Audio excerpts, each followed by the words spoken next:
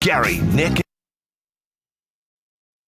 I was, definitely confident coming into draft night that I was going to get picked, that first night. And, I thought I had a great pre-draft process. And, there were a few teams that were interested in me before the Celtics, and I thought there was a good chance. But my agent did a good job of just telling me, there's a lot of things that can happen on draft night. And, at the end of the day, everything happens for a reason. I'm exactly where I'm supposed to be. So I'm super excited to be here. He said, just be confident and be yourself, especially with Summer League. It's a little different than the normal regular NBA, game.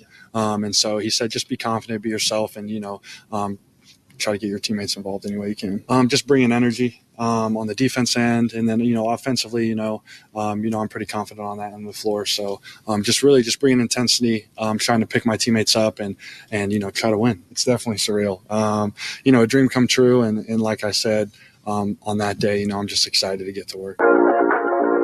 Live from 50th and Capitol Avenue in the Big O.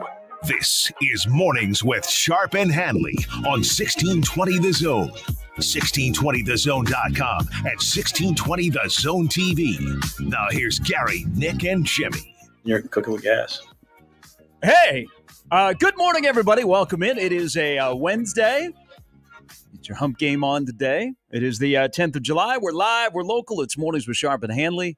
And Jimmy, we're all in studio. Glad to be back, all of us together. Does your mic work? Yes! Yes! I should just turn it off for a second. Like, you can't hear me. Today will be a better day for you today. Yes. No, I'm so happy to see you guys. Unless Gary or I puke on you. Yeah. So don't do that. All right. So let's just talk about Nick's day yesterday. First of all, first and foremost, how's the little one doing? He's doing much better. Almost like his little last stand was all he needed to get out. And he looked good in a StreamYard debut. Well, I was telling Jimmy, it happened right after you guys said, okay, I think they're on their way. And it's going to be maybe Reese's debut. And you said Mornings with Sharp, Handley, like the law firm. It was within a matter, like he goes, my name. And then within a matter of did he really say that? Yeah. Yeah. Oh, we were listening.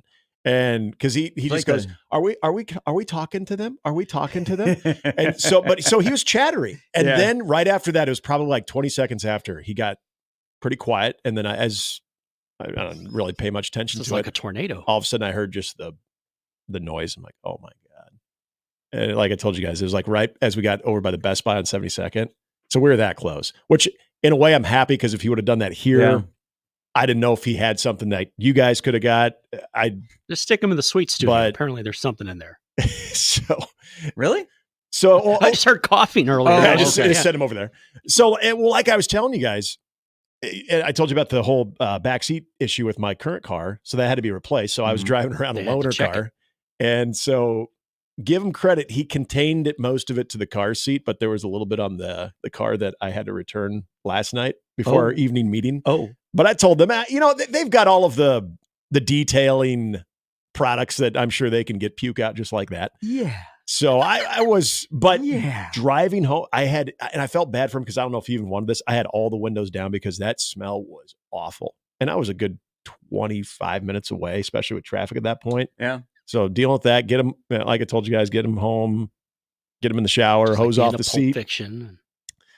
Well, I'm glad that he's feeling better. Yeah, he's doing better. He's doing better. But then you guys told me, so, is this public? Like, some of our P1ers know that we're on to the 25th anniversary of 1620 The Zone. Yep.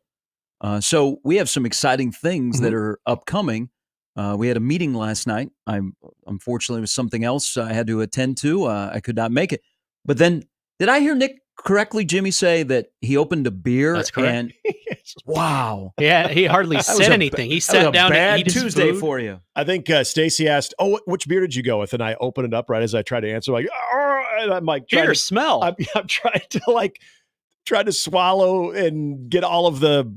It just exploded before it hit the floor. And then I just looked at everybody in the room, like Odson knew, Jimmy knew, I think Connor knew. I'm just like, it's been that type of effing day. You know what? Your day is going to be better today. That's what I said. And there's old style in the fridge. Mm-hmm. Really? Mm-hmm. Yeah. I didn't go with the old style, but yes, I think there's maybe one or two left.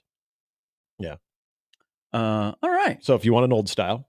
I know it's a little early, but hey, it's not Wrigley. Just like I only eat certain foods at certain ballparks or stadiums, I reserve old style for Wrigley Field because outside of Wrigley Field, an old style just doesn't have the same to it. But I'm with you. Your day is going to be better. I will tell you here. I'm going to be a little bit old for a moment here. If people want to not deal with me, want to put up with me, I think, and this might help your day. I think I have discovered one of the simple pleasures of life. Early in the morning. Okay. You know, we have weird, wonky schedules. Our sleep schedules are off. What we consume before we come on the air, whether it be coffee or energy drinks, or it's kind of all over the map. Yeah. This lifestyle is not recommended for everybody, but I think I have found, and it's taken me this long. I've been in mornings for over a decade. Is a simple pleasure in life before 6 a.m. this time of the year, because it's not bad outside. It's not like nice and cool. It's a nice 69 degrees right now. Yeah. Is a nice glass of iced tea. Yes, I had that at I breakfast. wasn't sure what you were going to say there. I am now on. I have cut way back on my consumption of Diet Coke, and so I'm drinking more zero sugar lemonade and iced tea, and so I have a lot of iced tea in my fridge. And this morning I was like, do I go with orange juice or do I go with iced tea? And I got to tell you, that is one of more enjoyable drives in, drinking a glass of iced tea. I can get behind that. Are you very going to get? summer? You know how people would always put out. I know my mom did this when I was growing up. Always put out the iced Sun tea. Yeah, put it out on the front porch, and you let the outdoor elements take. Yeah, care we of never it. did that. I'm We had not mosquitoes. You're not there yet. I'm not that domesticated. Okay. I I thought maybe you were talking about just the rapper iced tea. Listen to an iced tea song. Hey man, Kane's got him on board. Oh yeah. Yeah, iced tea is the official iced tea of Kane's. Yes, I saw him. I didn't know that. Yes, I did. I was And like, is that iced tea? I mean, You're talking about Kane Brown. Let's be honest. Or Kane the wrestler? Are they doing a compilation? Spelled different. Yes, it's but true. I could get behind anybody that is named Kane that spells with a K, like Kane Right. Brown does. Yeah, Patrick Kane.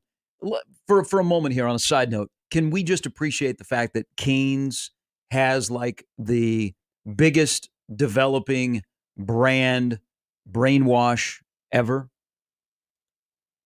People that don't like chicken strips go to Kane's because of the Kane's is always packed. Yeah, Yes. it is. Whether you like them or not, you got to give them credit for their development of a brand Chicken where strips. people are like, oh man, I got to go there, and they're busy, so they're like, oh, it must be good, so I go there. Okay, Because they got unsweet iced tea, and then they've got sweet tea, which in my rankings of sweet tea in Omaha, Kane's is in my top 5.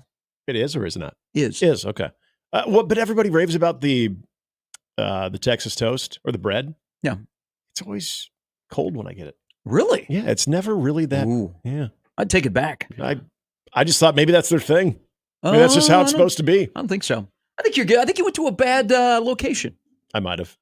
I'm sure that location was packed. I can 'Cause tell it's you always that packed. it doesn't travel well either. It does not travel. All right, so I don't know if that's an old, like if I now have qualified myself to play senior bingo at Warner Park today, which they have. No, I'll join you on the iced tea train. Hell yes. I love this. So people have seen me drinking this, the ice. Mm-hmm. I might go all in on just drinking a nice tall glass of iced tea to begin the show every morning. I've never done that in the morning. I might actually do that because typically, I mean, you get a little caffeine boost in you too. I will typically, before I'm going to have my first beer, if I go out, if I'm not feeling like just a glass of water, I'll go iced tea. I love a glass of iced tea. Iced tea before beer? Yeah.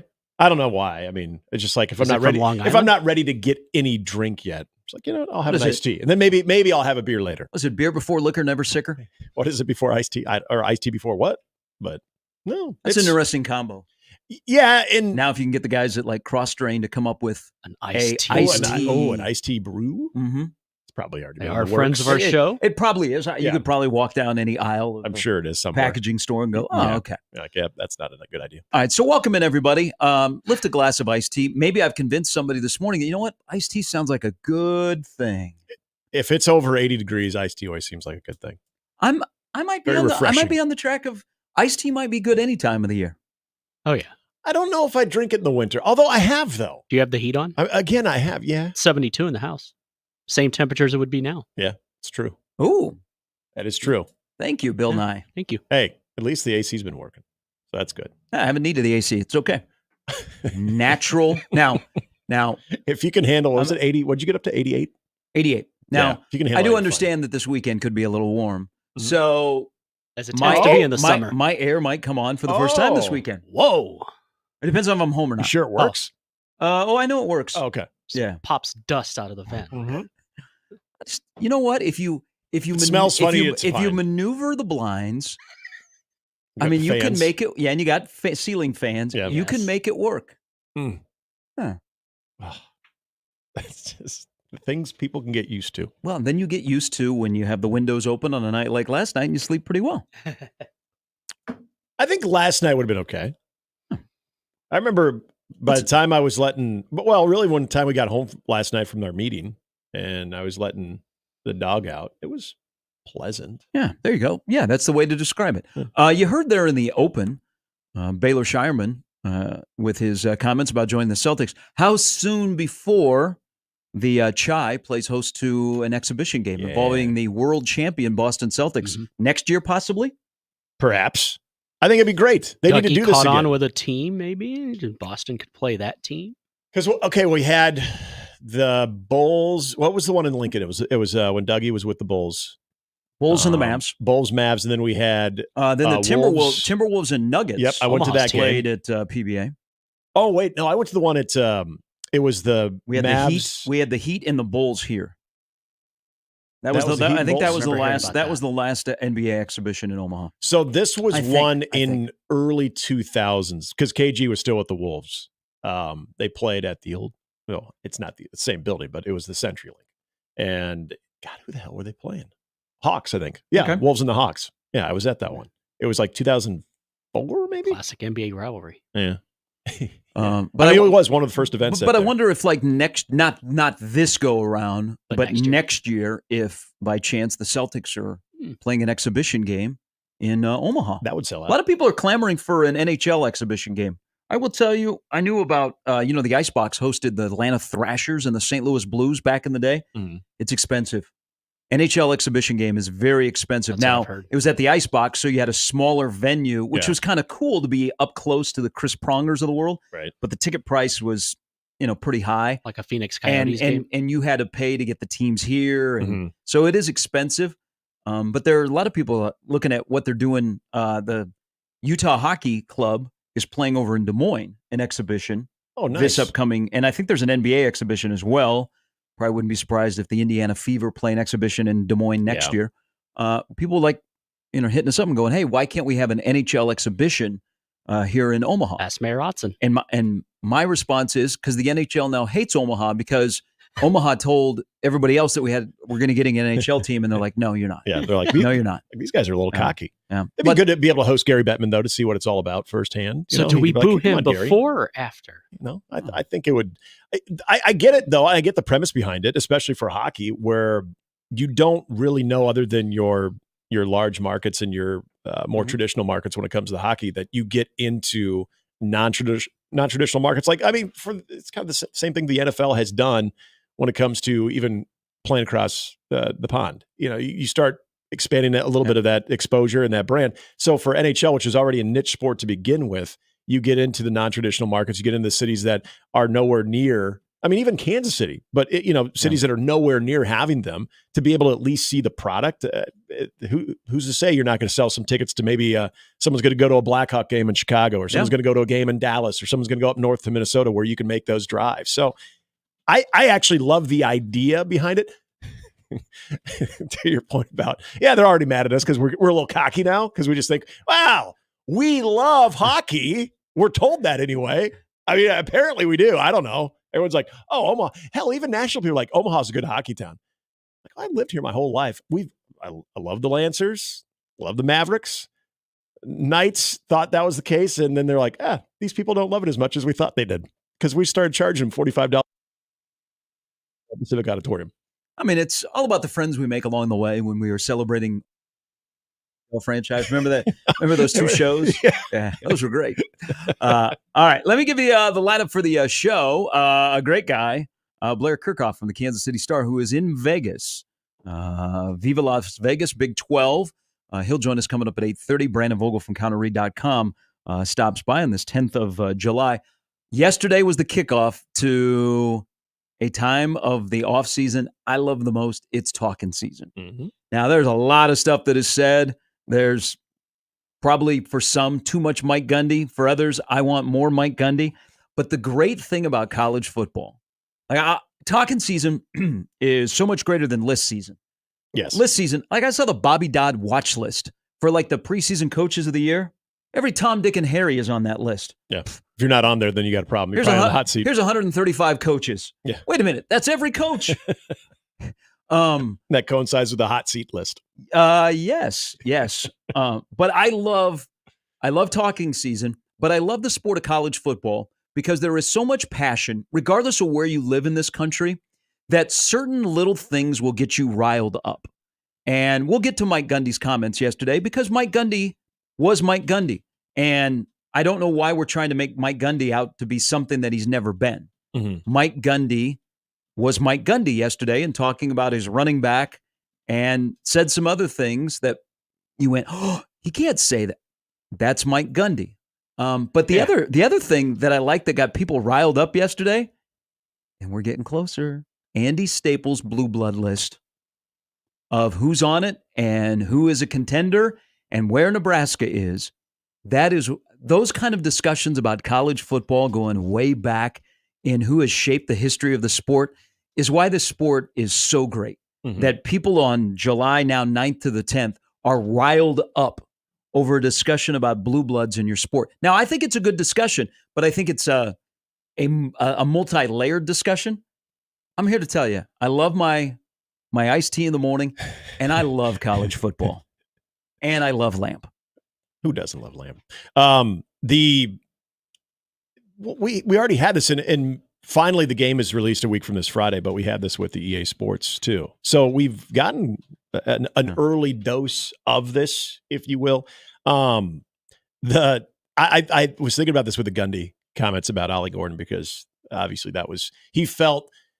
I don't know if Mike Gundy felt he needed to do this. He was told, I'm assuming by his surroundings and his boss that maybe clarify what you were talking about when you said, hey, I've had 2 or 3 beers. I've done this 1,000 times. I appreciate the honesty. I do. I appreciate authentic. And I was thinking when Mike Gundy said that, he ain't wrong. I mean, nothing he's saying is wrong. And I think the thing that got people ticked the most, which again, I didn't take it this way until I read some of the comments, and it was more of, you're essentially dismissing a student athlete getting busted for that. And he briefly acknowledged, he's like, no, I'm not trying to talk that it's not a big deal. I just feel like he's learned his lesson. But I think, and this goes all the way back to the speech, if you will, or the press conference of the I'm a man, I'm a 40. Mike Gundy, if anything else that he's shown he's been very consistent with his time at Oklahoma State, he has his players back. And if he feels that there is criticism, whether it's justified, that he'll handle internally of being able to either discipline or be critical to his own players, he wants to do that. If he feels like it's getting out of control with the outside media or the fan base, Mike Gundy continues to go to defense for his guys. That's just what he's done. And so I think yesterday he understood he had the guy there. That guy's going to answer questions. He thought that was a big part of, I think that was a big part of it's not the entire internal discipline, but I think that was a big part of the discipline of, hey, you're going to go and you're going to face these questions. I like what Ollie Gordon had to say on why he was there. But at the end of the day, it was Mike Gundy sticking up for his guy. Mm-hmm. And in the process, in the words that were said, is he said something that people thought, whoa, you're basically saying that's not a big deal. That wasn't what he was saying, in my opinion. Oklahoma. Yeah, so whether you agree or disagree with what Mike Gundy said or what Mike Gundy has said for a while now, Mike Gundy is Mike Gundy. Uh-huh. We try and put a lot of our athletes and coaches in silos and don't let them, and we don't celebrate authenticity. Right. Now, sometimes they'll say stuff and you're like, whoa, that's not right at all. But that's who they are. I mean, don't we talk about a local coach and Matt Rule and we go, man, that guy's authentic. Mm-hmm. That guy's not BSing us. Okay. Right. We embrace that. It's better than a canned answer. Sport has characters. Mike Gundy is a different kind of character. And Mike Gundy yesterday did Mike Gundy. And he's a guy that is will get the clickbait and he'll get just little sound bites instead of listening to the whole discussion that people run with. And then all of a sudden he has to go back and make a clarification. But you're right.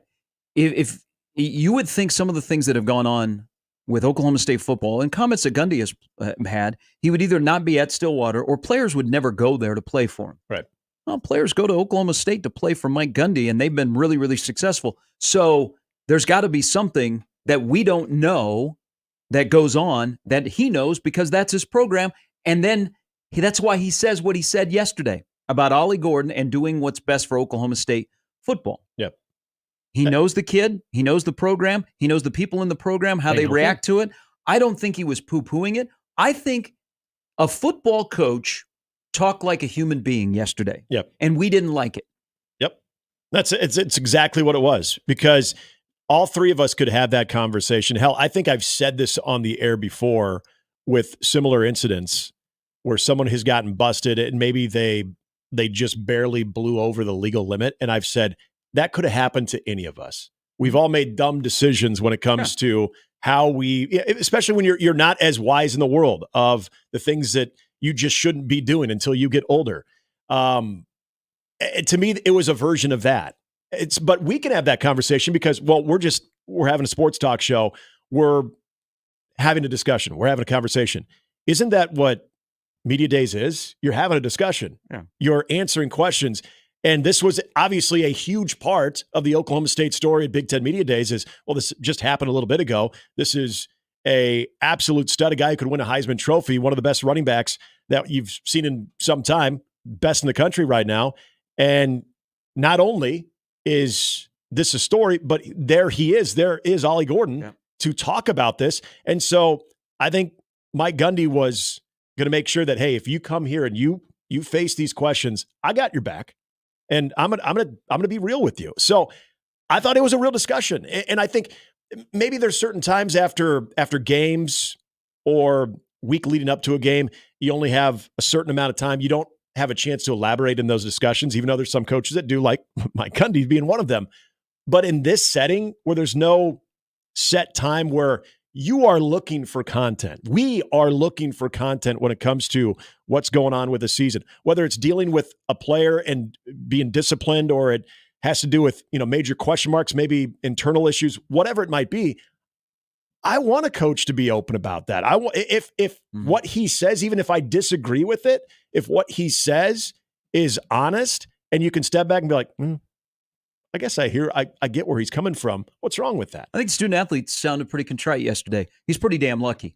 Yep. I mean, there is a law, there is a legal limit for a reason. And hey, we all can look in the mirror and go, there's probably been nights where I shouldn't be driving and I don't feel anything. But if I had to do a breathalyzer, I would be over the legal limit. Right. I would be arrested. There are laws for a reason. So I think you got to listen to his whole day yesterday instead of just clickbait sound bites. Now, with that said, that's Mike Gundy. He understands Oklahoma State football. He knows Oklahoma State football, his relationship with his players. I think we talked about this yesterday. I think it does say a lot that he brought somebody that had been arrested recently for DUI. Mm-hmm. Okay. Brought him to a place where that's what he's going to be asked about. Almost as much as he's going to be asked about, dang, you're one of the best running backs, if not the best running back in all of college football. So we're about a month away from Nebraska volleyball starting practice. And Nebraska volleyball being back in front of the large media that covers that sport and that particular team. What if, because, Harper Murray has only done one interview and she was volunteering her time. And I think she was with Channel 7. She was at Harrison Phillips Playmaker event not too long ago. And she really didn't get into much, just said that, what the team is doing. So in a month, John Cook will be asked about Harper Murray. What if he said there'll be no discipline? We'll do what is best for Nebraska volleyball. Here, how would that be received? That is a really good question because there's that trust factor with John Cook there's two parts of that. there's the trust factor of John Cook of, well, if he says they're not going to do anything from a suspension standpoint or anything outside of internal discipline, there's going to be, I think, a pretty large section of Nebraska fans that would say, well, however it's being handled internally, I trust John Cook is getting the most out of it, considering what he's been through with his own daughter. Yep. So similar situation. I'm going to trust that he's got enough of the experience on how to balance that. Do not abandon the student athlete, especially if they're in a time of need, that they're just confused, they're going down the wrong path, but also making sure that you drive that point home, that you can't do those types of things. Even, I mean, as a person, yes, but as a representative of the athletic department as well, that there is a standard. I trust John Cook for that. Then there's going to be another section of and you know this to be true, whether it's football, whether it's anything, and any team really, any school. Well, we're putting winning above anything else. We're putting winning above any type of life lessons that can be learned. That's a default answer. Yeah, no, I'm with you. I think the majority, though, if it played out the way you said it, I think the majority of people would say, now, if John Cook was maybe in his 5th year, a little less established, people would be a little bit more pointed, a little bit more criticism. And I think that would be justified. But I think given his history, both on and off the court, the type of leader that we know him to be, I think people would accept that as, I trust this matter is being handled to the point that she wouldn't do that again. Yeah, I didn't get yesterday that Mike Gundy was poo-pooing being arrested for DUI. I didn't either. I mean, people are lucky. Mm-hmm. People are damn lucky. And there are people that are not so lucky. And there have to be consequences if you are found guilty. But he did say something that, and this might have been when he went back on his clarification, he had to clarify it because people forgot about who was speaking. Right. That's Mike Gundy. Right. Do you not remember when we were going through COVID? Mm-hmm. Mike Gundy was pretty outspoken. Yeah. Now, he's been outspoken throughout his entire career at Oklahoma State, and the hair has remained the same. But he did say something. Because he included himself in the conversation. Yeah. You know. Yeah, he said him about 1,000 times. About 1,000 times, yes. 2, 3, 4 right. beers. Is that we're all guilty of bad decisions. Mm-hmm. And there's not a and this is where I don't know enough about Oklahoma State football. I'm a fan of one guy, a Gretna gunslinger, and I hope he gets to play at Oklahoma State. Other than that, I don't know the inner workings of Oklahoma State football. The guy that's in charge does. Mm-hmm. So he has a read on a situation like this. What does the rest of the team react to? Do they learn a lesson? What do they do with somebody who is a leader? And you don't know what the conversations were like between the head coach and the running back on, Coach, man, I messed up. I'm sorry. Right. I mean, that's so there's not a blanket, okay, this is the discipline. That's why, the Harper Murray, how John handles that will be very interesting.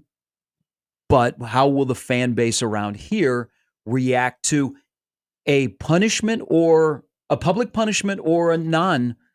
We're taking care of this internally. Mm-hmm. Now, it's just I'll be very curious because that'll come up right at the beginning of training camp. And if you follow Harper Murray, she's with her teammates. She's doing volleyball stuff. She's on TikTok and all that stuff. And we'll see. It's whenever you have somebody that steps out of line, whether it be you, I, Jimmy, whoever, athletes, coaches, what do you learn? What's your lesson? Okay. Do you continue to do it again? Yeah. Do you say, man, I messed up. We're all guilty of bad decisions. And this is the correction that I'm going to make. And I think coaches sometimes today say the response is the most important thing. Mm-hmm. The response by you, not by us. Yeah, exactly. That's why I thought, to go back to what we talked about yesterday, that I thought it was unusual, but in a good way, that Ollie Gordon was there front and center. And it wasn't a blanket, this is what happened, and that's all I'm going to say about that. So now any other question needs to be just about the upcoming season. Mm-hmm. I like that he was there. I loved more than anything, and whether he was coached or not, the message remained clear because that also goes out to 125 other guys on that football team. This is where I said this yesterday about Ollie Gordon, when you're going through interviews with general managers of NFL teams in the upcoming spring, that there's always the character part of those interviews. And whether it was a big, small, or somewhere in between incident, they always want to know about that. And like you just said, Gary, they want to know what you learned from that. Ollie Gordon can point directly back to yesterday. This is how I handled it. Can also point back to what he said. And again, he might have been coached on this, but he said, I didn't think it was fair for my coaches or any other of my teammates to be up here and have to answer questions about something that I did. Yep. That to me is taking ownership. That to me is showing, it was a knucklehead decision amongst a world where we all make knucklehead decisions, but I'm owning that. Because you think about the things that motivate you when you make a decision that could have been a lot worse than it was. People could have been involved that could have been hurt. We know the things that can happen. It's when you have people in your life. And in this case, if you have coaches like Harper Murray, if you have a coach and a support system that can make it very clear to you, you are not only about your family, which should be motivation enough, but also about something that's bigger than the individual. And so when you can, like for me, my wife and my son, that motivates me more than anything I don't want to do knucklehead things because I don't want to ever risk that. Jimmy, we're not on the tree of. Well, then you guys are right there. Then we get into family. But do we have to puke in the backseat of the car to be accepted? Just wait a week at least for that. But then you get into your teammates too.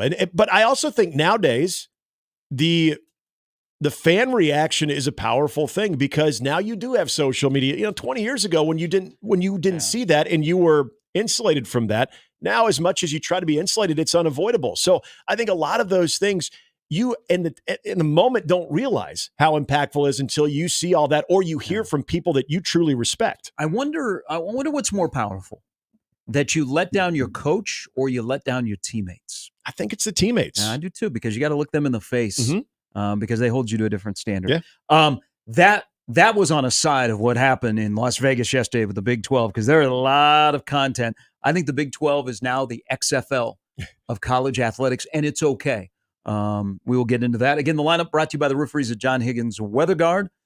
Blair Kirchhoff, who is covering the Big 12 Media Days in Vegas. He'll join us from the Kansas City Star at 8:30, and then Brandon Vogel from Counter Reading, as usual, Wednesday spot coming up at 9:40. On Twitter, where you can hit us up on the JTech Construction Zone Twitter feed at Gary Sharp 1620. At Nick Hanley 1620. Don says, speaking of lemonade, iced tea and bourbon is my go-to, but not in the morning. Oh, bourbon sweet tea cocktail. I've heard that. Not a bad way to go. I've never had it. I've heard a lot of people that are bourbon drinkers, sorry, Gary, I'm going to bring up old fashions. If you're not an old fashioned guy, you might have some bourbon and some sweet tea. Now, I know people that when they make like the bourbon sweet tea cocktail, they brew the tea. Oh, I think you'd have to, right? Okay, you so want it to be real. So you got the tea, you got the lemon juice, you got, of course, sugar, and then a little bit of bourbon. Mm-hmm. Oh, I think that would be really good. Make that thing in batches. That sounds like a nice, refreshing weekend cocktail right there. You can always join the conversation on the 42 Degree The Source by your mom's house hotline here on the Zone, 402-951-1620, 402-951-1620. Also in the Equitable Bank inbox, Doug and the great crew, they're out there working today on this 10th of July, where they take banking personally, professionally, and they will bring it to you. They are mobile. Yeah. They're one of the first that have ever been mobile. There's food trucks and then there's banks. They're showing up right next to the food trucks. Are you saying like if you go to Jean Leahy Mall, there'll be it's going to be an Equitable Bank. It's like the same food trucks down there. I know. There's the coffee one. I wish I could remember their name. They always seem to be popular. You got the Kona Ice. Yep. Then there's a Mexican one that is, and I'm terrible for not remembering it, but they have great food. I'm telling you, they must have multiple trucks because I've seen that thing. I know the one you're talking about. It's been two places at once. And then they have like a sandwich place. It's all like the same. Yeah. They must be doing well. You might find the Equitable Bank truck, the mobile truck. Gary at 1620thezone.com. Handley at 1620thezone.com. Jimmy's got an update coming up after the top of the hour. We have lots to discuss as we inch closer to Big Ten Media Days, where revenue just means more. But there is more from the Big 12 Media Days that need to be discussed because the Big 12 is openly rooting, and I mean openly rooting, for something on week 2. We'll get into that as we roll till 10. It's Mornings with Sharp and Handley and Jimmy on 1620 The Zone.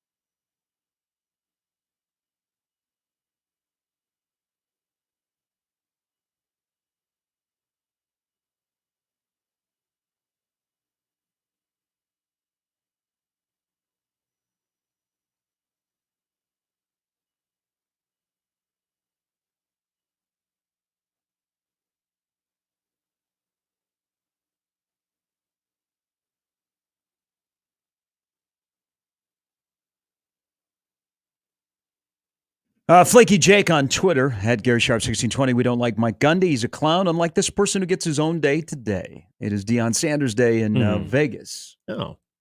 So Flaky Jake is Team Prime? You feel it. Can you feel it? He'll have lots to say. His conference needs him to win week 2 in a huge way. The Big 12 needs Colorado to beat Nebraska. The Big 12 needs West Virginia to beat Penn State, Colorado to beat Nebraska. Because if they don't and they go 0-2 and the marquee non-conference games for the Big 12 get fewer and fewer, people are going to be like, okay, just give me your conference champion. Yeah. Well, when you're saying and this is what I expect just about every commissioner that is amongst the Power Four to talk about. They're going to obviously promote their conference and sell you on why they think it is either as good or really, really close. But to hear Brett Yormark talk about how they are one of the most competitive conferences in college football, that's what do you say, the deepest conference? The deepest from top to bottom. And I think there's a lot of people in the SEC, and I think there's a lot of people in the Big Ten that say, wait a minute now. But again, if you're going to say that, and you had some coaches yesterday that were backing that up, Chris Kleinman was backing that up as well. I think at that point, you're going to need some of that early non-conference visibility there. I think it's, first of all, I think what the Big 12 is doing and has done, nice on them. Because 3 years ago, it looked like the Big 12 was done. And now the Big 12 is in a better spot than the ACC. I wouldn't have thought that. I like goofiness. I like quirkiness. I like XFL. That's what the Big 12 is. The Big 12 is XFL. They try things that the SEC and the Big 10 are not going to try. Right. And it's okay if they fail. They'll keep trying because they got a commissioner who thinks outside of the box and is not Mr. Buttoned-up guy. Now, would he be different if he was in charge of the SEC and the Big 10? Probably. But he's the perfect guy for the Big 12 because they need to set themselves apart. They're not going to be able to compete in football. Basketball, banger after banger. But this discussion comes up a lot because, we get agitated about the SEC. Oh, the SEC. Man, try going through an SEC schedule. And everybody likes to say, well, we have depth. So how do you judge a conference? Whether it be football, basketball, whatever sport. Ask yourself this. How do you judge the depth of a conference? At the top, in the middle, or at the bottom? Where you could say, make a case, our 15th best team, man, they're not going to get blown out if they're playing the third best team. Or, you know what, our depth, because, man, our first 5 teams are national championship contenders. Or in the case of, let's use Big East basketball. We got every year 6 to 7 teams that are going to make a run at least at the second weekend. And we only have 11 in our conference. Yeah. That's the great, going back to something I said at the beginning of the show, that's the great thing about college athletics is these kind of debates. And we can get heated and everybody got a side. But when he said that yesterday, I was like, right. I don't know. Utah, K-State are at your top. Yeah. And then there's people that want to maybe throw Oklahoma State in there and KU. Is he going to use the example of, hey, I think Colorado might be our 10th or 11th best team. And look at Colorado, man. That's why we got a deep conference. Well, and it goes back to your point about the September 7th game with Colorado being at Nebraska. If Nebraska, who is getting a little bit more of maybe the best way to put this, I'm not saying we are. I think we've been over this enough where this isn't coming from us as much as it's coming from national, but there's a little bit more substance hype. And what I mean by that is it's not only the obvious factors of, okay, you have a more manageable schedule than you did a year ago. You've got the natural year 2 jump under Matt Rule, which is part of his history. To me, that's more surface level stuff. The substance of it is, well, you're returning 14 guys on the defensive side of the ball that either started or played significant snaps. You've got almost an entire offensive line.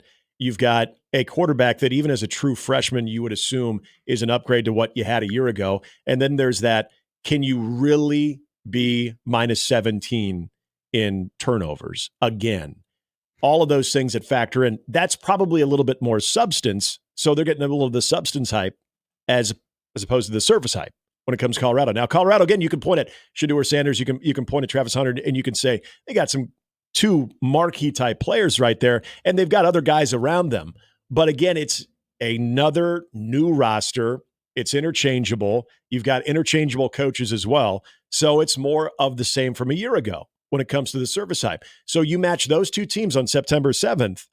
If Nebraska is able to win, which I think most people would assume if you're looking at both conferences, Nebraska is probably going to be picked to finish higher in their conference than where Colorado is picked to finish in their conference.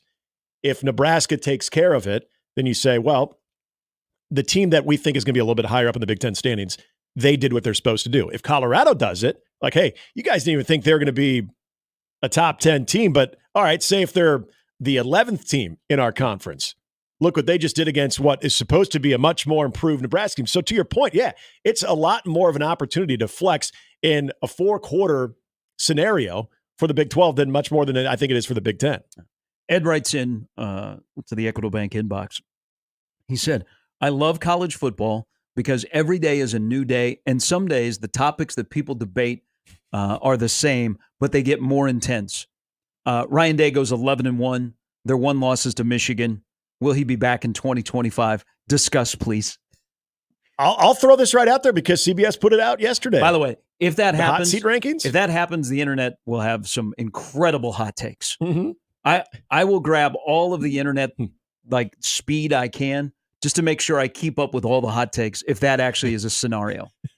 But I'm here to tell you, if that happens, he's back at Ohio State in 2025. And I would hope so as well. I mean, that's the biggest takeaway from everything. And you take these hot seat rankings with a grain of salt, because there was 1 year now, turned out to be true 2 years later, but there was 1 year, I think it was year 3, going into year 3, that CBS had Scott Frost on it. Dennis Dodd had Scott Frost on it, basically win or you're done. And we all knew internally that's not happening.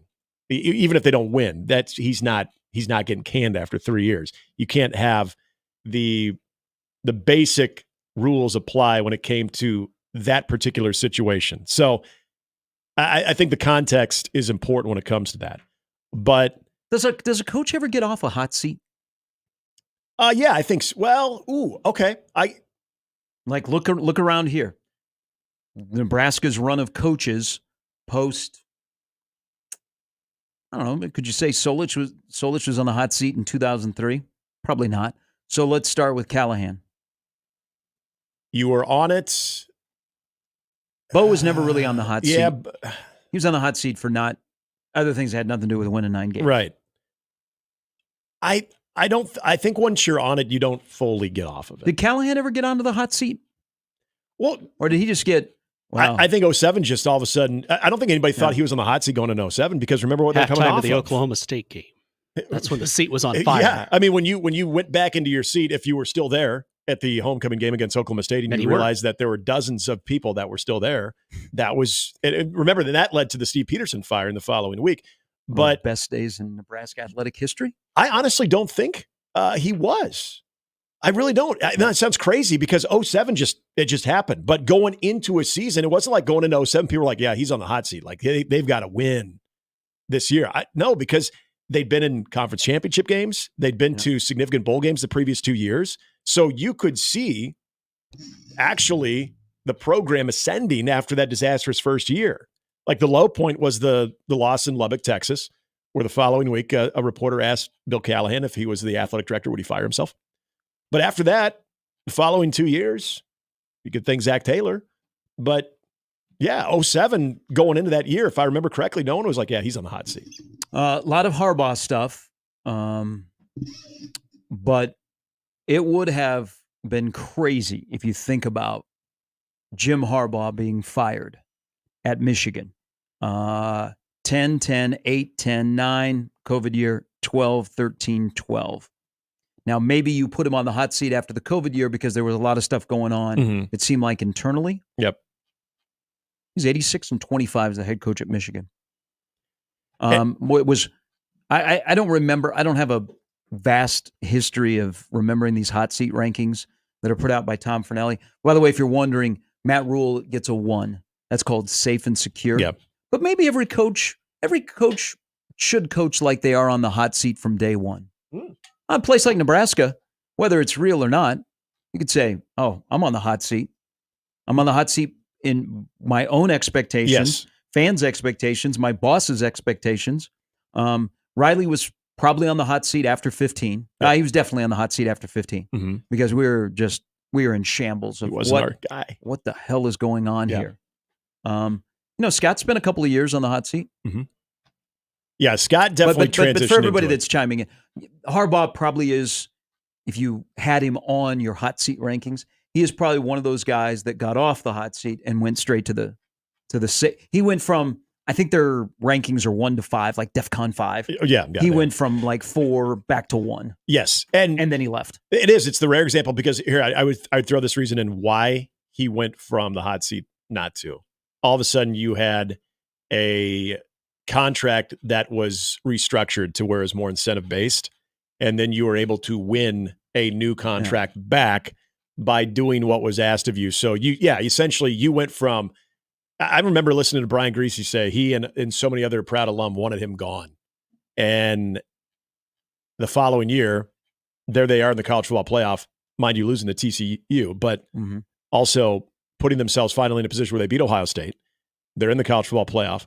They came up short. As much as people wanted to pick at the performance against TCU, that was all they had. That was all the ammo they had. So then you get the contract to reinstill confidence in him. So he did get off of that. A similar situation, if it worked out, even to, in my opinion, to the tune of a 7 or 8 win season for Scott Frost in 2022, is if you get off to this rip-roaring start after the restructured contract, well, let's be honest. If they get it restructured contract or not, if the season that took place the year before and you come out guns a-blazing in his first year, you go to Ireland, you beat the crap out of Northwestern, you don't have the Georgia, well, I guess they would have played North Dakota, and you don't have the Georgia Southern meltdown, you're 3-0, whatever that season would have looked like, let's say it goes to a 7 or 8 win season, he's clearly off the hot seat because all of the momentum around the state of just, okay, finally, they're took a little bit longer than we thought, but they're where they should be. I think that would be another example. Now, again, though, it didn't happen. He didn't get off of that. He didn't even make it to a 4th game. Yeah, I wonder if they had these back in the day when T.O. was coaching, what his level would have been. It'd come across the print and press. Tom Fornelli and Dennis Dodd's hot seat ranking from CBS. There was no .com. So let me give you their rankings, then we'll go to a break, and we'll touch on this more throughout the show. 0 is untouchable. They don't have to worry about it. Your name would be Kirby Smart. Yeah. 1 would be safe and secure. That's where Matt Rule is. 2, all good, ... for now. 3, pressure is mounting. 4, start improving now. 5 is win or be fired. And the only one that shows up in the 5 category is Sam Pittman. Billy Napier, Dave Aranda, who talk about a guy that was ascending and now is like the last 2 years, Baylor has, they won the Sugar Bowl. Yeah. They won the Big 12. They won the Sugar Bowl. Baylor is 9-16 since then. I thought I had him as a candidate to be the next head coach. Well, there's Nebraska. A lot of people. I went over to watch Iowa State and Baylor play and stood on the Baylor sideline because I was like, okay, let me look at that assistant. I was like nerding out. And then there was Matt Campbell. So Aranda's a 4. Clark Lee at Vanderbilt is a 4. Sataki at BYU is a 4. Sonny Cumbie at Louisiana Tech is a 4. Wouldn't that be something? Matt Rule got Sonny Cumbie fired.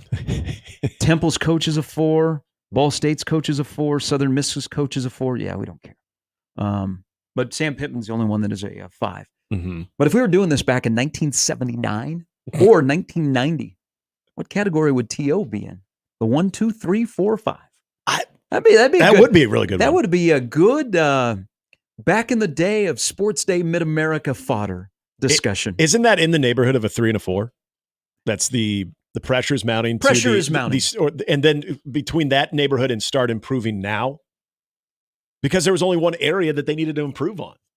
That was the game that mattered. The game at the end of the year that always mattered. No, lost to OU, lost to Colorado in 90, then Miami, looked terrible in Florida the Citrus Bowl. Yep. Pressure is Georgia mounting. Tech. Yep. All good, ... for now. All right, Jimmy's got an update coming up. You're always welcome to join the show, 402-951-1620. That's the 42-degree The Source by your mom's house hotline in the Equitable Bank inbox. Where thank you for the interaction so far this morning. Gary at 1620thezone.com. Handley at 1620thezone.com. Also on the JTech Construction Zone Twitter feed at Gary Sharp 1620. At Nick Hanley 1620. All right, we're off and running. Hour number 2 coming up next.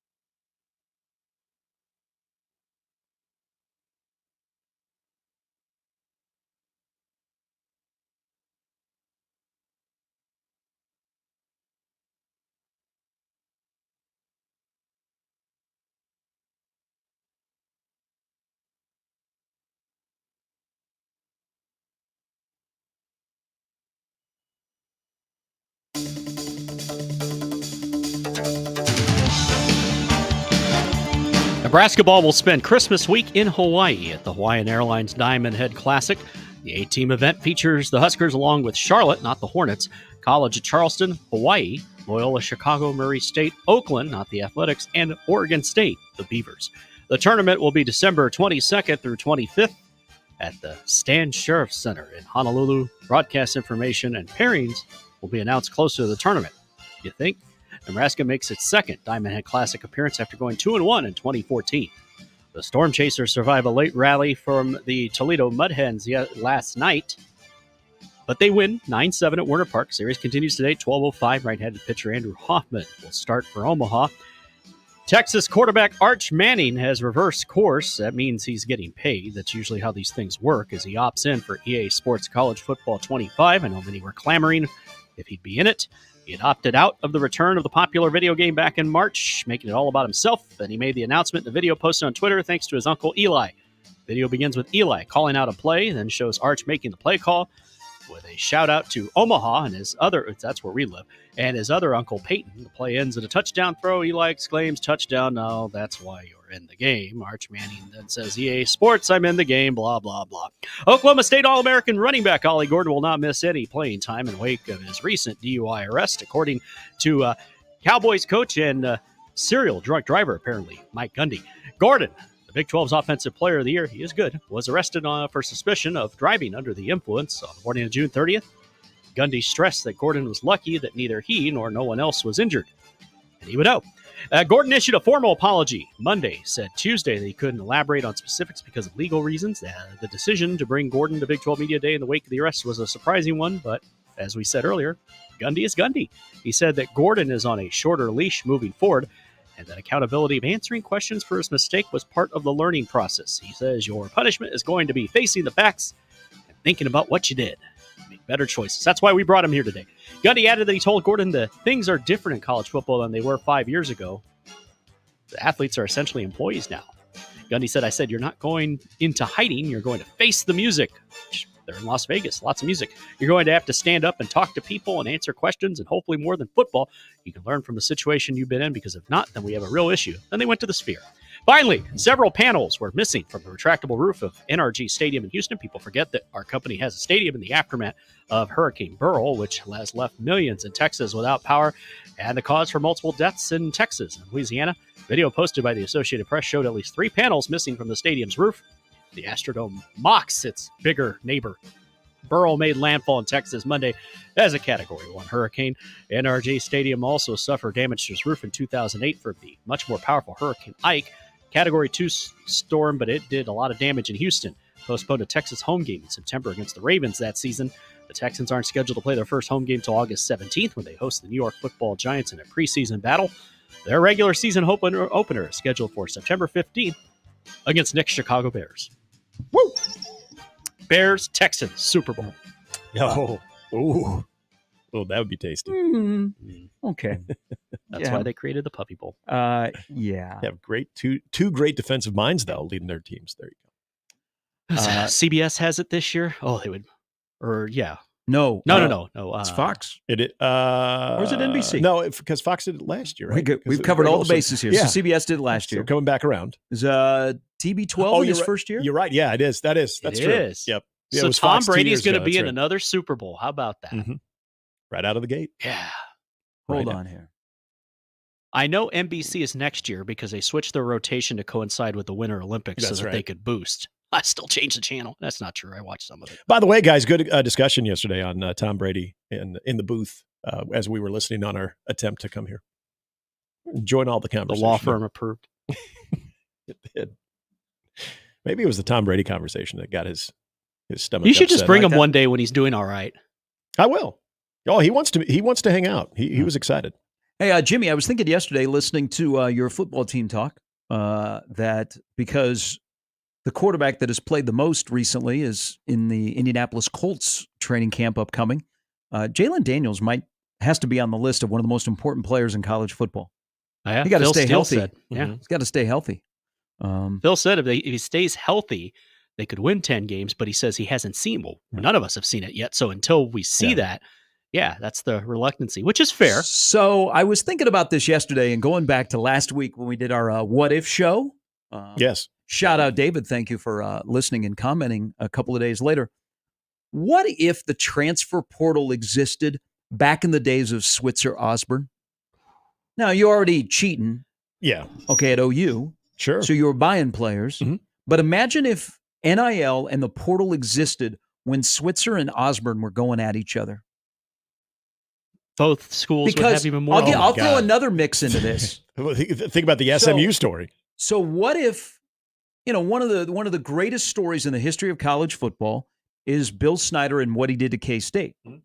What if when Snyder takes over in 89 at K-State, they have the portal?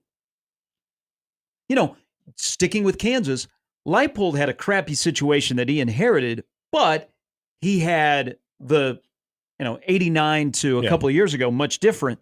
But what if Bill Snyder had the availability of the portal, and back in the day, Switzer and Osborne could use the portal, and they had real life NIL, not this behind the scenes stuff. Yeah. Rhett Bomer could have a job at a car dealership, and we were like, hey, he could own one. That's part of it. That's NIL. Yeah.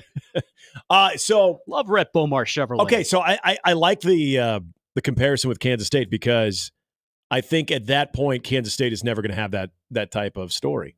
Because think about if you're coming from the very depths of competition, your program is essentially getting ready to be shut down because you're so bad.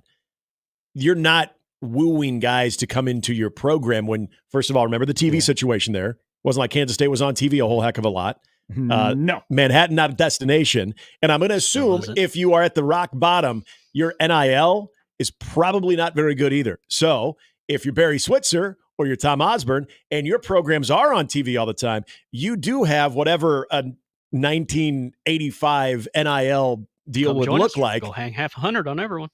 Absolutely. So you could be like, hey, who's K-State's best player? Who's Iowa State's best player? Buy. Let's go get them. Like, I think you'd get a lot of conference on, like interconference on conference crimes. In the Big Eight. I mean, any conference, but. How loaded would those teams be? Oklahoma and Nebraska. You could even say the same thing for a similar situation for Colorado. Colorado probably doesn't have the uprising that they did, because Colorado probably has a tough time getting the type of players on top of the players that you are now going to have to compete with an even more loaded Oklahoma and Nebraska roster, because Colorado, you might get your Eric Bieniemys, you might get your Darian Hagans, but are you able to get enough dudes to overcome what those two rosters would look like? Hell no. Think about the bidding wars. Like, for example, he wouldn't have been a portal guy because he went straight out of high school. And we never know the landscape of college football if the portal was wide open, like it is today. But think about in the NIL world and the competitive for Jamel Holloway. Oh, Jesus. You don't think... Come out and play. He led, as a freshman, led Oklahoma to a national championship. But think about, Nebraska had some interest, and you would have transitioned from the Turner Gill era to Jamel Holloway. And, because the guy at Runza stepped up and dropped a mill in the bucket to win a national championship. I think T.O. wins one before 94. Wasn't there like what was the old bank back, like Commercial Federal Bank? I don't know. No, it was the bank that had trouble. I don't think Commercial Federal was all good either. I think they got bought out from back then. I'm trying to think. What is the name of the bank? Legendary scandal. A lot of people went down in Omaha. Even I don't know this. I'm not following this. Hold on here. Was it Commercial? I remember when Warren Schmidt Franklin retired. Community Federal Credit Union. Oh, I don't really know about this. Yeah. I need to look this People up. were charged. People were convicted. People were punished. So they probably would have had a really good NIL deal. Usually that's the case. Now, some of those checks might not have cleared. That's not the point, though. Oh, the Jamel Hollow. So, that's the beauty of, if you watch Pony Excess now through the lens of NIL and how they got Eric Dickerson and the old gold Trans Am and all of that, how that would be legal now. Oh, my God. They were ahead of their time. The Southwest Conference never would have disbanded. It'd probably just be the SEC as we know now, but it wouldn't have disbanded because teams would not have that gone Raycom money elsewhere. didn't go as far as you think, though. That's a really good what if. right there. If NIL existed back in the 80s, but in particular, how that would have shaped even more of the Nebraska-Oklahoma rivalry. But damn, Jamel Holloway in a Nebraska uniform, being on the goal line to try to get him initially anyway. Oh, the sweetener. Who would have stepped up in Nebraska to make sure that Jamel Holloway was a Husker? Thanks to everybody at the Franklin Credit Union, which was a terrible situation for North Omaha. Tier 1 Bank also had a little bit of an issue. I remember. Okay, and they collapsed about 15 years ago. Yep, I do remember Tier 1.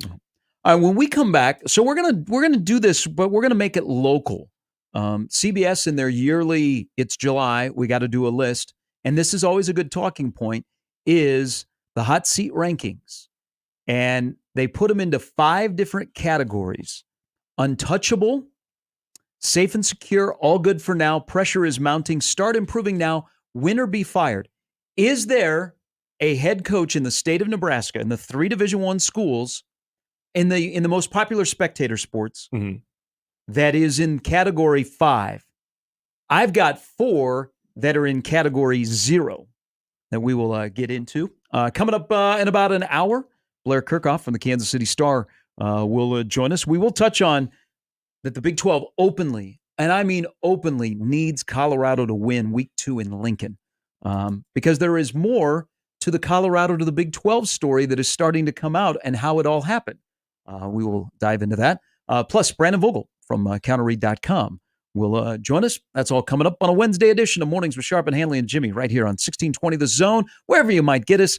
Good to see everybody. Off to a good start on a Wednesday on 1620 The Zone, 1620thezone.com, and 1620 The Zone TV. Hey, a staple in Omaha can be a staple in your wardrobe. It has become a friend of mine, and I'm a guy that probably doesn't dress real fancy, but then my mind got blown by a trip to Lindley Clothing and needing for events and sporting events and appearances on TV. I need a suit. So I went to Lindley Clothing, conveniently located 132nd and West Dodge in the Linden Market, the premier provider of men's fashion. It's the best suit shop in Omaha, especially with all the different brands, but all the different sizes. Because I'm not the easiest guy to fit, but the one thing that I've really appreciated in getting to know the folks at Lindley Clothing and Well Suited is that they will go the extra mile for you. Customer service is top notch. Some places you go and it's a warehouse and they're like, yeah, I'll go find it for you. Well, if they have to go find it for you, they will go find it for you, and they will make sure that you get what you want. That's what sets Lindley Clothing apart, along with their great service, prices, selection, and knowledge of the product. I mean, you walk in, John and Marlene are like, do you guys ever go home? You guys are here all the time. That's what they do at Lindley Clothing. They'll take care of you. And it's not just suits, sports coats. It is also sportswear. Great polos, great shorts, great golf attire. Check them out today. Lindley Clothing, located in the Linden Market, 132nd and West Dodge.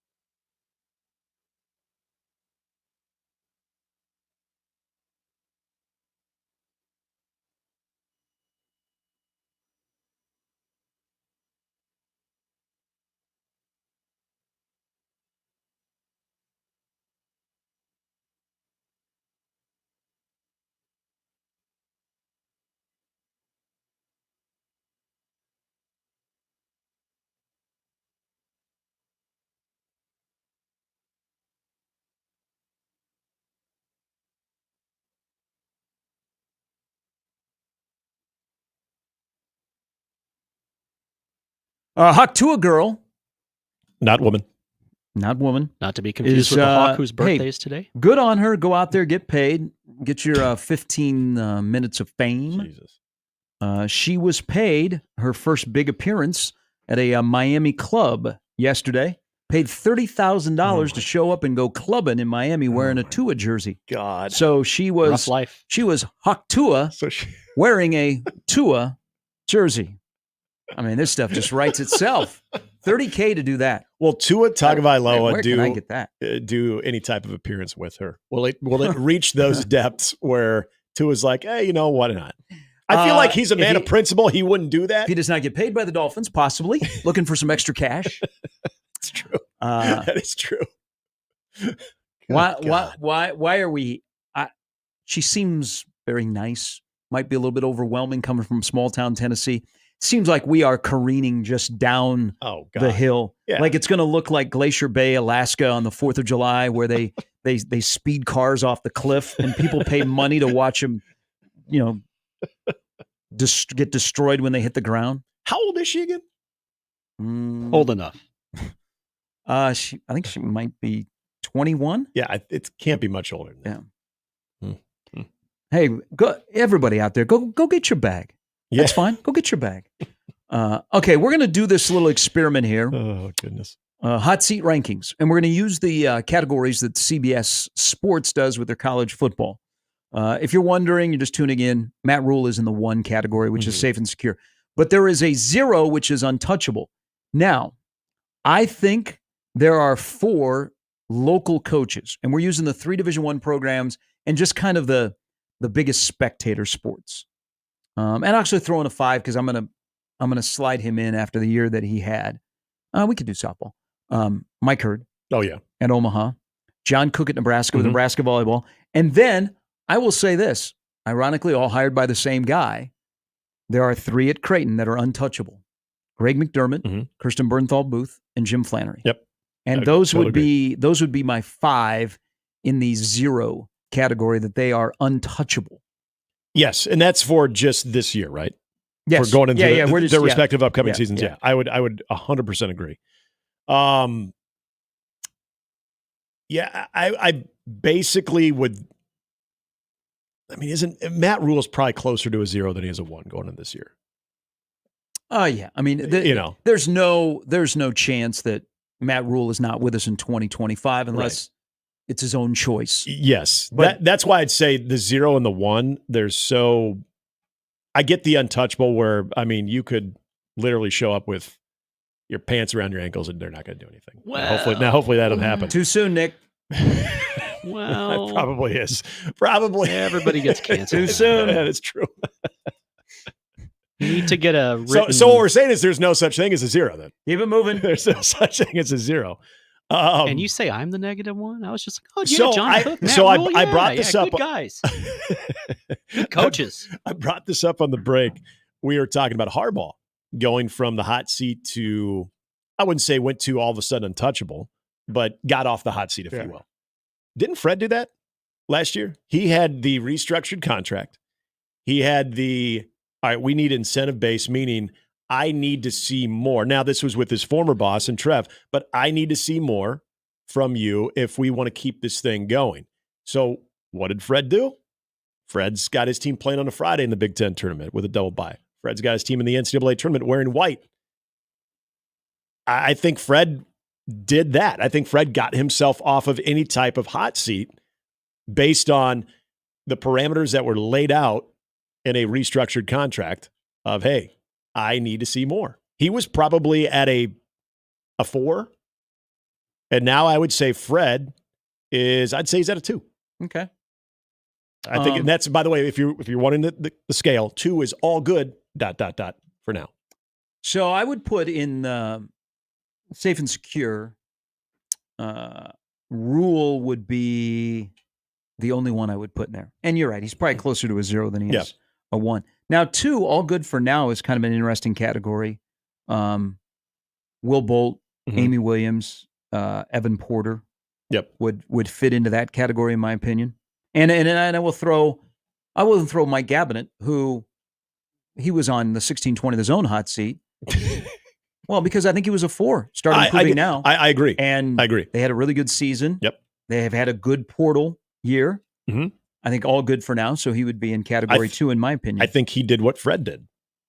I honestly do. I think we were talking about this. But, this is just for this year rankings. Yes, for this year. There's going to be some pressure for Nebraska at the NCAA tournament. The Big Ten is going to be deeper and tougher than it was last year. Can Nebraska finish, and you'd go, man, that's a pretty good season, finish 8th and still get into the tournament? And you go, man, you finished 8 out of 18 teams. That's not bad. But the expectation will be back into the tournament. Mm-hmm. And so with that comes pressure. I get that part of it. Is there going to be, like with Omaha hockey, will there be, got to get back to the tournament again? And see, it's now that we're talking about maybe not knock this, on the door like you did, but, top 16 program. I think so, because there's some interesting parallels between Nebraska men's basketball and Fred Hoiberg, what he was able to do, and Mike Gundy and Omaha hockey, what they were able to do. If you look at going into each of their seasons, there was conversation, whether it was by us or other people, that you're wondering, how do you get unstuck? Yes. How do you just get unstuck? I think that was the most appropriate thing. And they play that segment in the Baxter Arena locker room all the time. And good. They used our show as motivation, and they went out and they had an incredible year. Yes, they did. And but then you're going to show up again in October and go, and the team's going to be a little bit different. Yep. You're going to go, can we do it again? Right. But you're also adding, not to the extent that the Big Ten is, but you're adding one team to that conference and a pretty good Arizona State program. Your schedule, you only get North Dakota in one series, not 2 series. So, but I think Omaha hockey is in a good place. I do too. Yeah. I absolutely do. But I do think they just needed a kick in the ass from this show. And we were here to do that. Oh, and it's tough love. And we hear about it. Oh yeah. Thank you, all you Omaha hockey fans. God bless you for your passion. Yes. Absolutely. And I'm glad it matters. And coaches and administrators. maybe not so much. But to the side of Nebraska basketball, you're going into last year, you're wondering, okay, can they finally get this thing done with Fred? Like, at some point, we got to see it a little bit better. You got to get out of, well, we talked about at the beginning of the year, you can't be playing on Wednesday. You cannot be playing on Wednesday again. And they went above and beyond that. Both programs overachieved last year. Both programs in a very reputable conference in their respective sport were not even close to the most talented team, yet they played out of their skis. So you got to give coaches credit on that. You got to give the bench a lot of credit for that. You also take a look at how you finished the season, the momentum at the end of the season, which was pretty solid for both teams. Omaha checks off a major box that they had never checked off at all, ever. Yep. And they're actually, not only were they playing in Minneapolis in that final weekend of the NCHC tournament, hell, they're playing the championship game. Yep. So that was a huge, huge step forward. And you're right. You get to the NCAA tournament and you have that type of run. There's always going to be that built-in, okay, well, we at least got to be back there next year. You brought up the Big Ten, and this is why I think it's a little different for Fred, where I think it's all good for now as opposed to pressure is mounted, because you're right. There's going to be that expectation, but I do wonder, with the more attention we pay to basketball, that with more teams, more opportunities to falter, different travel, things of that nature, I think people will maybe pay closer attention to the context that, let's say Nebraska falls just short of going to the NCAA tournament. I don't necessarily think that means, oh gosh, this isn't good for Fred. Mm-hmm. Now, if they fall flat on their face, not good. But for me, I don't think that's going to happen. So I put them in all good for now. And I also think Omaha hockey and Mike Gundy, I think they are all good for now, because I think even if you have a tough season next year, you can look at some of the key pieces that they lost a year ago, even though they were able to retain some guys. Mm-hmm. And you're right about what they've done in the transfer portal. But, you're losing a Jack Randall. You're losing a Nolan Sullivan. You're losing a lot of guys that meant a lot to that program that were a big part of what happened last year. So I think, again, the context is kind of important. Isn't part of this discussion of what is considered a good season? Like if your team does blank and they get to blank in the postseason, that's good enough. And everything above it is gravy. That's part of this discussion as well. And I guarantee you that internally compared to externally, they probably are higher internally. But there's a lot of times where they match. Now, I will say 3, pressure is mounting. I'm going to stick with basketball. Yes, Fred Hoiberg had a good year last year.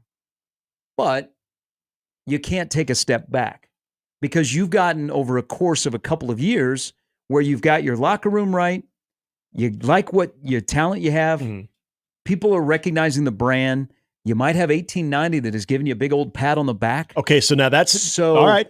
So that's a good point. You can't afford. You got some nice momentum going in Lincoln with basketball. Mm-hmm.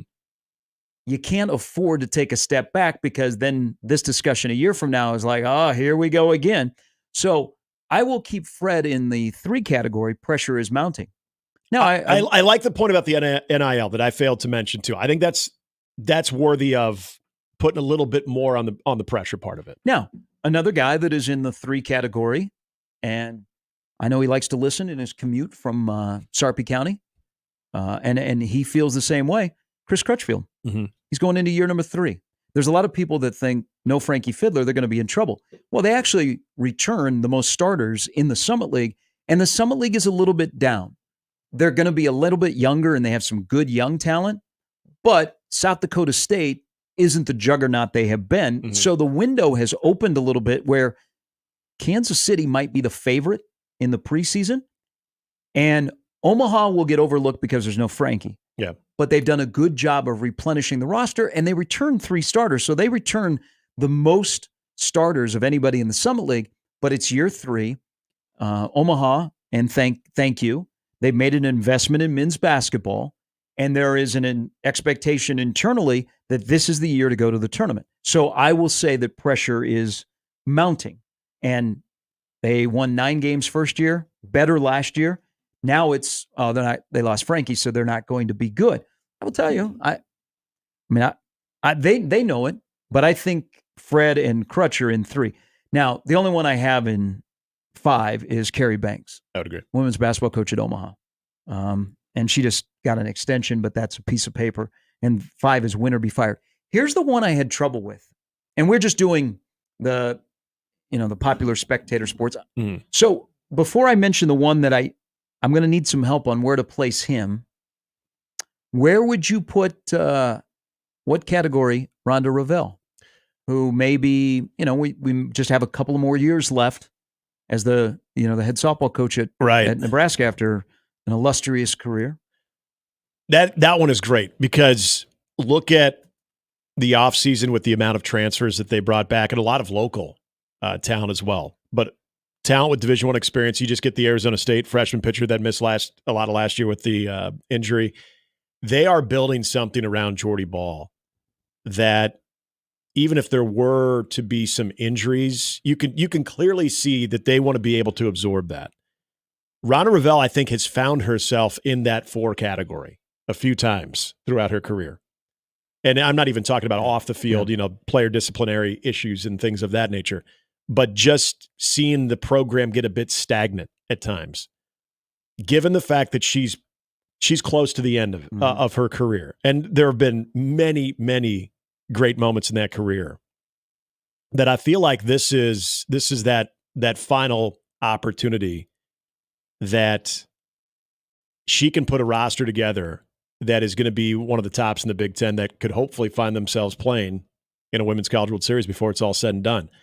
Having said all that, you can understand last year that team falling majorly short of expectations, but you don't have a key piece to it.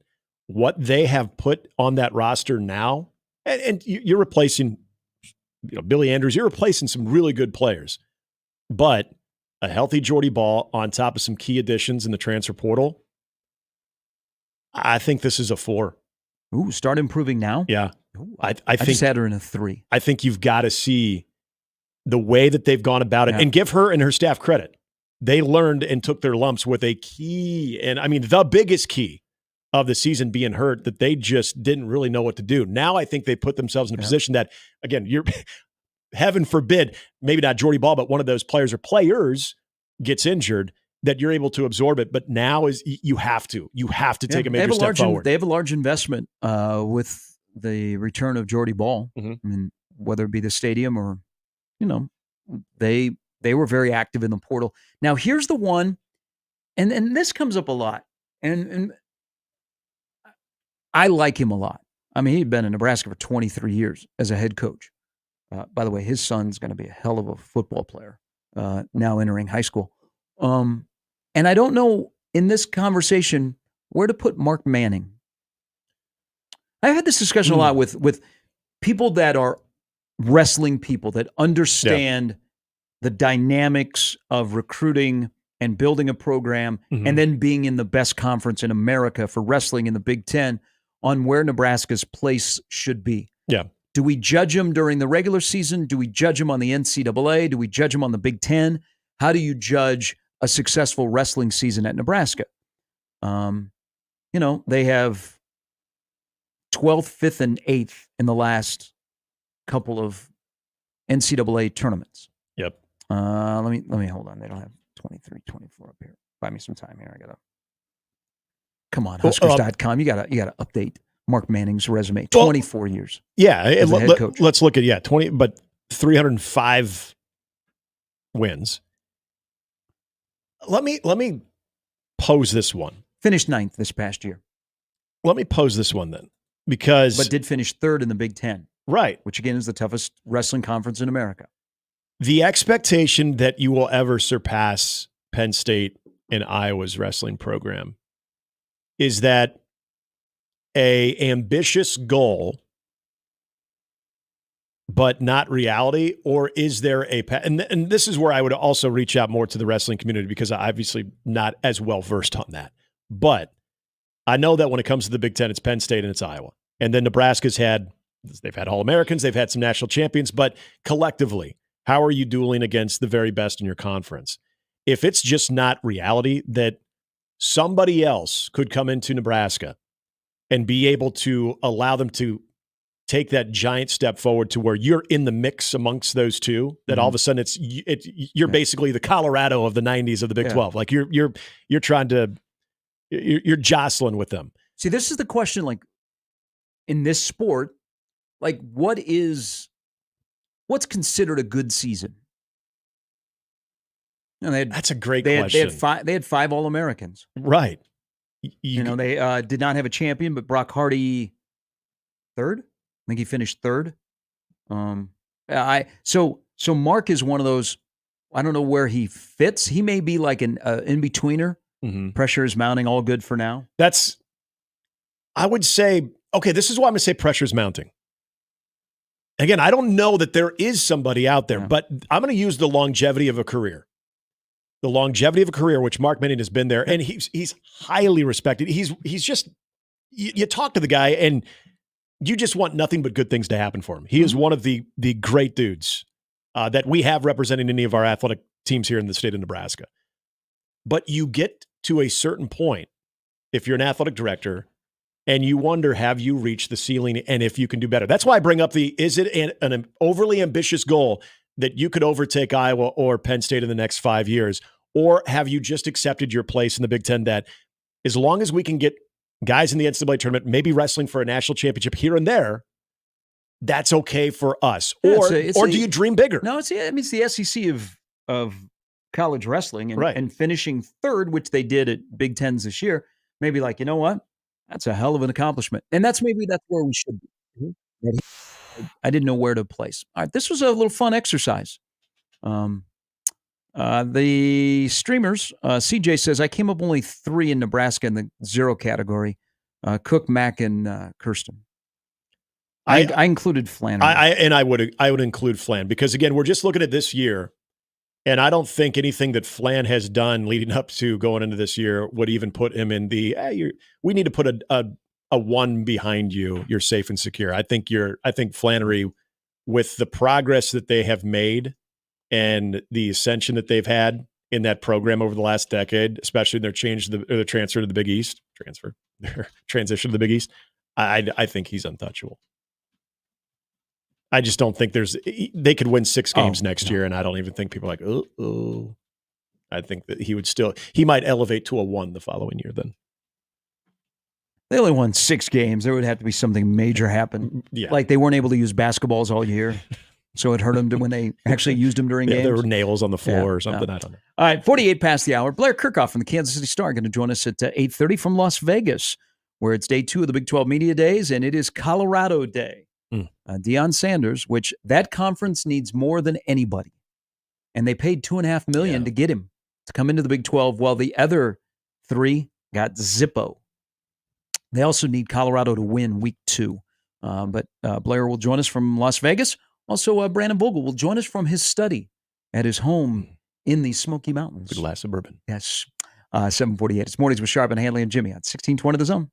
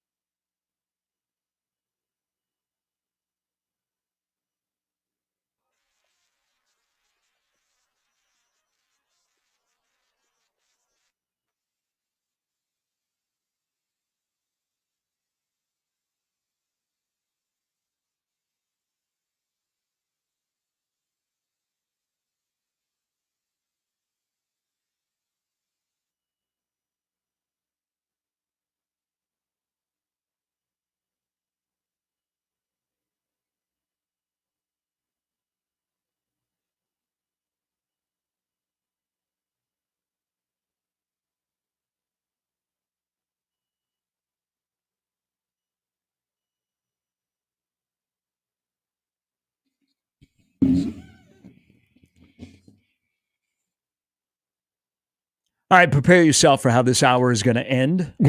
It'll start with an email from Terry about Hawk Tuah girl. Okay. Love you, bouquet. It's actually perfect. Hi, guys. Capitalism is the greatest. Good for her on making bank. My advice is she better bank her bank. Yes. Yeah. In 5 to 10 years, she's going to hit the wall and it won't be good. To me, she's barely a 6 and is only popular because of her activities. She's not going to age well, and then who will care? Remember, folks, the wall is undefeated. That is from Terry in the Equitable Bank inbox. Truer words never spoken. And she's probably been pinned up against said wall. So this is... Just saying. Just setting the theme here. In transition, because this is what? This is 2 weeks old? Hawk Tuah girl is 2 weeks old? Is that about right? We're getting closer to a month now.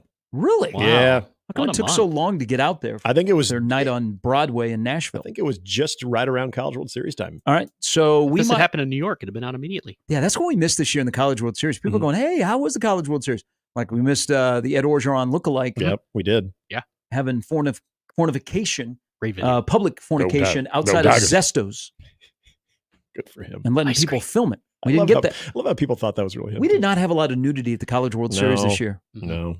It's rather tame. But we got out of the College World Series and we were presented with Hawk Tuah girl. You would think, though, with Tennessee, like that things would have got, because she's from Tennessee. Right? Morgan Wallen was here. Yeah. I mean, you had the who's who of Tennessee athletics here. I mean, where was Hawk Tuah girl? Where's Jeff Fisher? Let down this year. Yeah. The baseball was good. The broadcasts were exceptional. The debauchery, it was bad. We need LSU. Who would be a bigger hit at the College World Series, Livy Dunn's appearance or Hawk Tuah girl? If we fast forward to next year and let's say the College World Series was next week. God help us. I'm going to guess that 68% of our listening audience has no idea who Hawk Tuah girl is. Oh, okay. I would say that do they know who Livy is? 27% of our audience a year later, they still don't know who Livy Dunn is. Yeah. That'd be my percentages. Okay. Is she related to T.R. Dunn? He could play defense, but couldn't shoot. It'd be a lot of different interactions, completely night and day as far as interactions. We could just go into dudes naming old NBA players. See, but I know you'll be right there with. Okay, so and I'll just look and smile. We may have found the new Hawk Tuah girl with something that has come up recently, Jimmy. Yes, thank you. From the 1620 The Zone News Center. Oh, yes. This is from the friends at TMZ. The headline goes, warning, a little tequila up your butt will get you arrested. Yes, many have forgotten that. I have not. Jose Cuervo is not a friend of a Georgia couple who engaged in some gross Margarita shenanigans because they've both been busted. What are you talking about? The man who tried funneling a drink down his wife's ass has been ID'd as Joe Boyett. He, along with Mary Sweat, these are made-up names. He, along with Mary Sweat, were arrested for misdemeanor public indecency after video of their hijinks went viral. So what happened?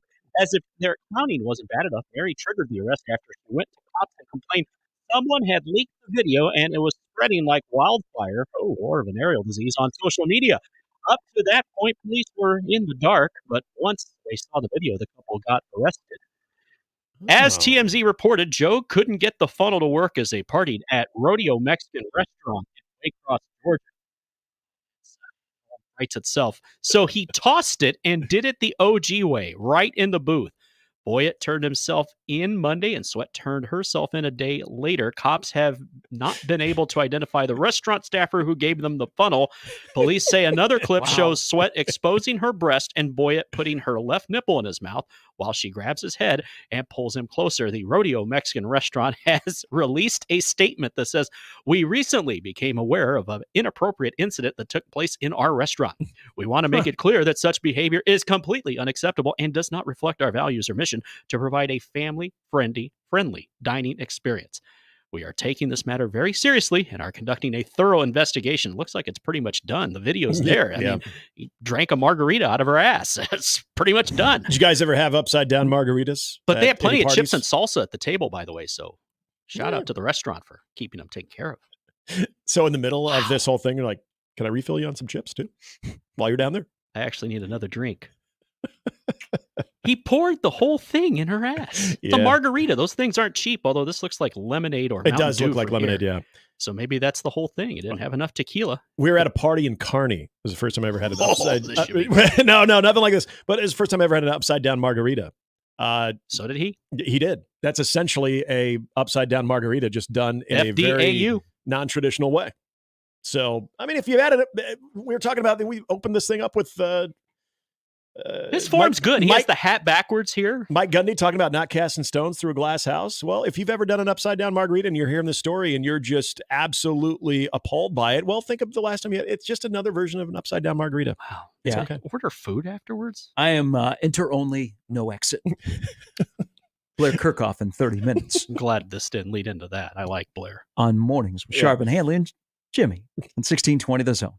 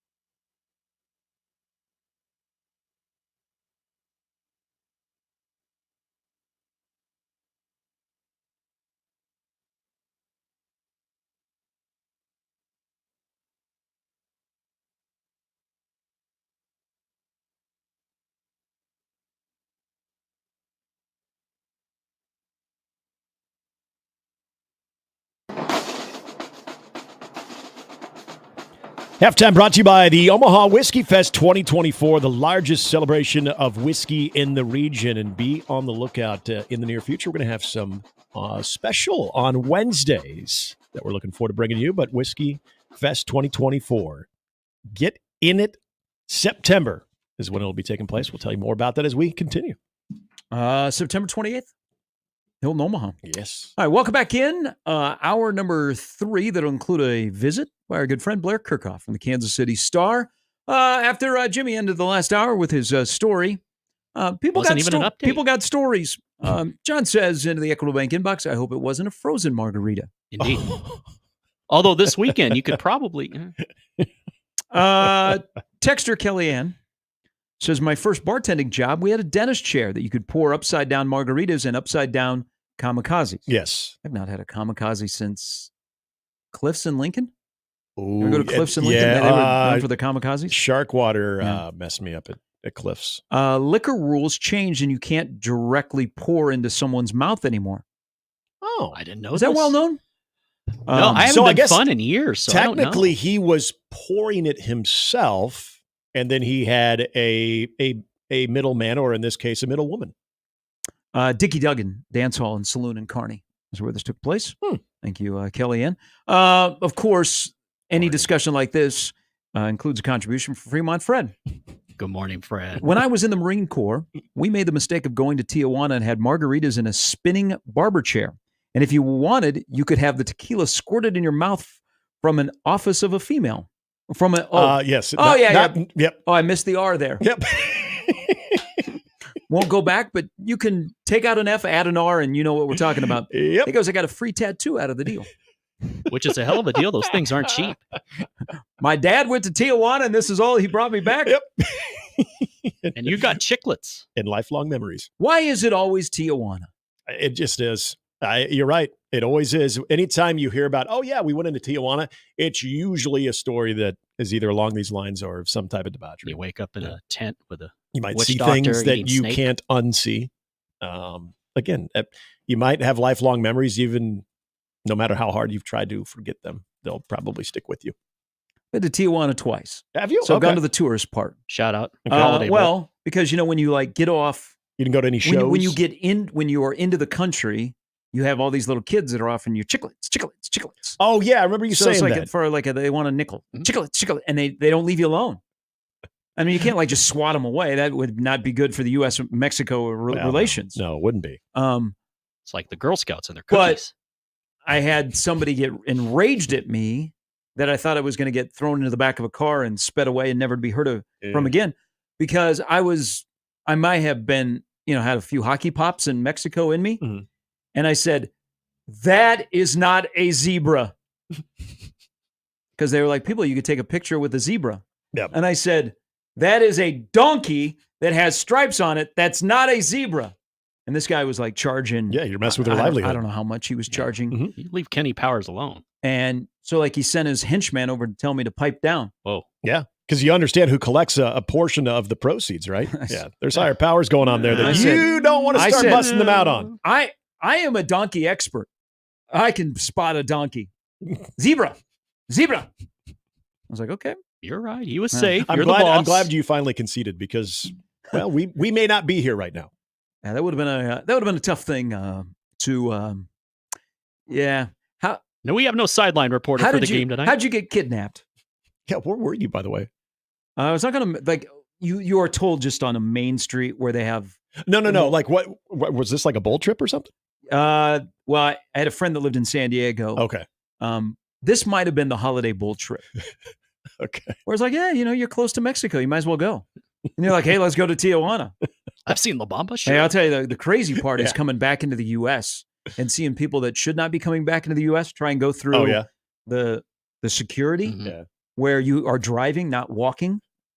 Just walking like backstage passes. There are some people that, why would you ever, if you don't have the papers when you're driving to get into the U.S. and you're going through that checkpoint, why even try? Maybe there's an intern at the gate. It could have maybe grease somebody at the gate too. I don't know. You speak English? What country do you there's think I'm trying to dogs enter? and there's the cameras underneath the car and stuff. It was quite the experience, but not as much as the donkey versus zebra. Yeah, gosh, I'm glad you didn't really die on that hill because you might have actually Literally. died. Yeah. Well, I mean, you can. Hey, they were trying to steal money from Americans, and I was like, that's a donkey painted as a zebra. Mhm. You start getting the cartel involved, though. Yeah. Rusty says in the stream, sorry, did you say you were inter only? And I said, yeah. I'm not into the exit. I'm into the inter. It's the stream here. I do understand why Hi, Rusty. Rusty would ask that question. I want to clarify it. Okay. Yeah. It's on the radio replay if you're just joining in. I wasn't the one that started this segment, so thank you. I don't know. Jimmy started reading in the commercial. I'm like, ooh, that's a good story. We got margaritas in a girl's butt. Yeah, I mean, come on. It's great for the show. We don't get this every day. It is July. Okay, That's so true. let's transition into Deion Sanders. Speaking of talking out of the ass. Oh, there. Ooh, okay. Whoa, Okay. whoa. Okay. Well, let me first. Well done, James. Well done. I'm not the smartest guy. Broadcasting career did pay off after all. Excellent work, Monty. I'm not the smartest guy, and school was a little bit rough for me. And, so what if I thought that, like, getting to a 3.0 with your GPA was combined semesters? Okay. I mean, I didn't go. I You're still here. C's get degrees. You still got a degree. I didn't go to Lincoln to play school. What'd you go to play? But I played a lot. Can I just so Mike Gundy yesterday talking about Deion Sanders in Vegas, the Big 12 Media Days, said it's great for the Big 12 because Deion is notorious. Mm-hmm. Does anybody ever stop and really realize what that word means? Yeah, it's not necessarily a good. It's not a good thing. No. It is someone that is Notorious well known for a bad quality or deed. Yeah. Now, I know what he was trying to say is he brings a lot of attention and, he's a superstar NFL guy. Yes. We need to stop using the word notoriety or notorious because they do not mean what you think they mean. Right. I'm done for the day. That is very good. That's my smart moment of the day. Yeah. But Deion speaks today, and the more I listen to the commissioner of the Big 12 speak yesterday, and I'm kind of a fan of his XFL ideas, is they need two things to happen in the non-con. One, they need West Virginia to beat Penn State. West Virginia beating Penn State is more likely than Colorado beating Nebraska. But they need West Virginia to beat Penn State. There's a guy that hot seat, kind of has backed off the hot seat, Neil Brown. Yeah, that's a good point. Because they're sixth or seventh best team in the Big 12 coming into this year. Yep. And then they need Colorado to beat Nebraska because the Big 12, to get any attention, they need marquee non-con wins. Right. And both of them would be significant. The West Virginia one would be greater than the Colorado one, but if they go 2 for 2 on that, then they're cooking with some peanut oil. But even more so, that they will openly root for Colorado, is it came out yesterday, Colorado got $2.5 million. Now, it doesn't seem like a lot, but the other 3 new schools didn't get anything. Right. They paid Colorado because of one guy, happened to be Deion as the head coach, and what he was going to bring in attention to the league. They need Deion, but more so, they need so badly for Colorado to beat Nebraska. Yeah, I mean, it goes to I think even the bigger picture of, and I think they will not beat Nebraska. I think they will be a better than 4-win team, but they need them to be respectable this year too. I think the two go hand in hand, and we saw them beat Nebraska last year. That yielded a 4-win season.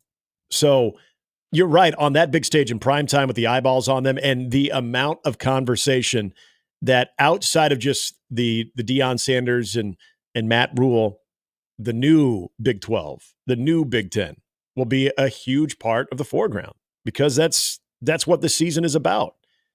And then you do get the understanding that the Big 10 and the SEC are in a class of their own and the Big 12 is just trying to play catch up. So again, this is all going to be fresh into everyone's mind. If you have a good showing in primetime with that type of audience and you're able to go into Lincoln and win that game, that is a major win for the Big 12. So it's not just a Colorado bragging right. This is the Big 12 united for at least 4 quarters of football there in Lincoln. I wonder if Colorado will treat the Nebraska game as their Super Bowl. Oh, they got a tough game. They're still an 8.5-point favorite opening week against North Dakota State on that Thursday night game on ESPN. So they're going to have a stage to themselves. And North Dakota State is not like they've been in the past. Right. But it'll be a competitive game. Mm-hmm. But week 2, prime time, Deion will be still a larger story than Matt Rule. Yes. Nationally. 100%. How it'll be approached. Yep. Even though the game is technically on a Big Ten partner. Mm-hmm. Do they treat it like their Super Bowl? Because, hey, you guys are doubting us. We just went on the road and won a game against your darling in the offseason. Right. And look at my son, who is just catching strays left and right. Whether it be an online battle with Cam Ward, which still makes no sense what they were doing. But, you can engage them. Well, now you got Sean King calling. Now you got too. Sean King saying that he is not putting in the work to be a top quarterback. So do they look at the Nebraska game as their Super Bowl? Now, here's another question I have about that week. There are people in the football program in Boulder that are easily they get Kevin Duranted. You can lure them into social media, and all of a sudden they're in. Yeah. How many Twitter accounts that have a scarlet and cream look to them try and engage with the particulars in Colorado to see if they can start something? They will, and it will. And to answer your earlier question, yes, they will treat this like the Super Bowl, because from the standpoint of the environment, given where it is on the schedule, the fact that it is a night game, the fact that the Big 12, I mean, yes, the Big 10 to some extent as well, but the Big 12 is unrecognizable.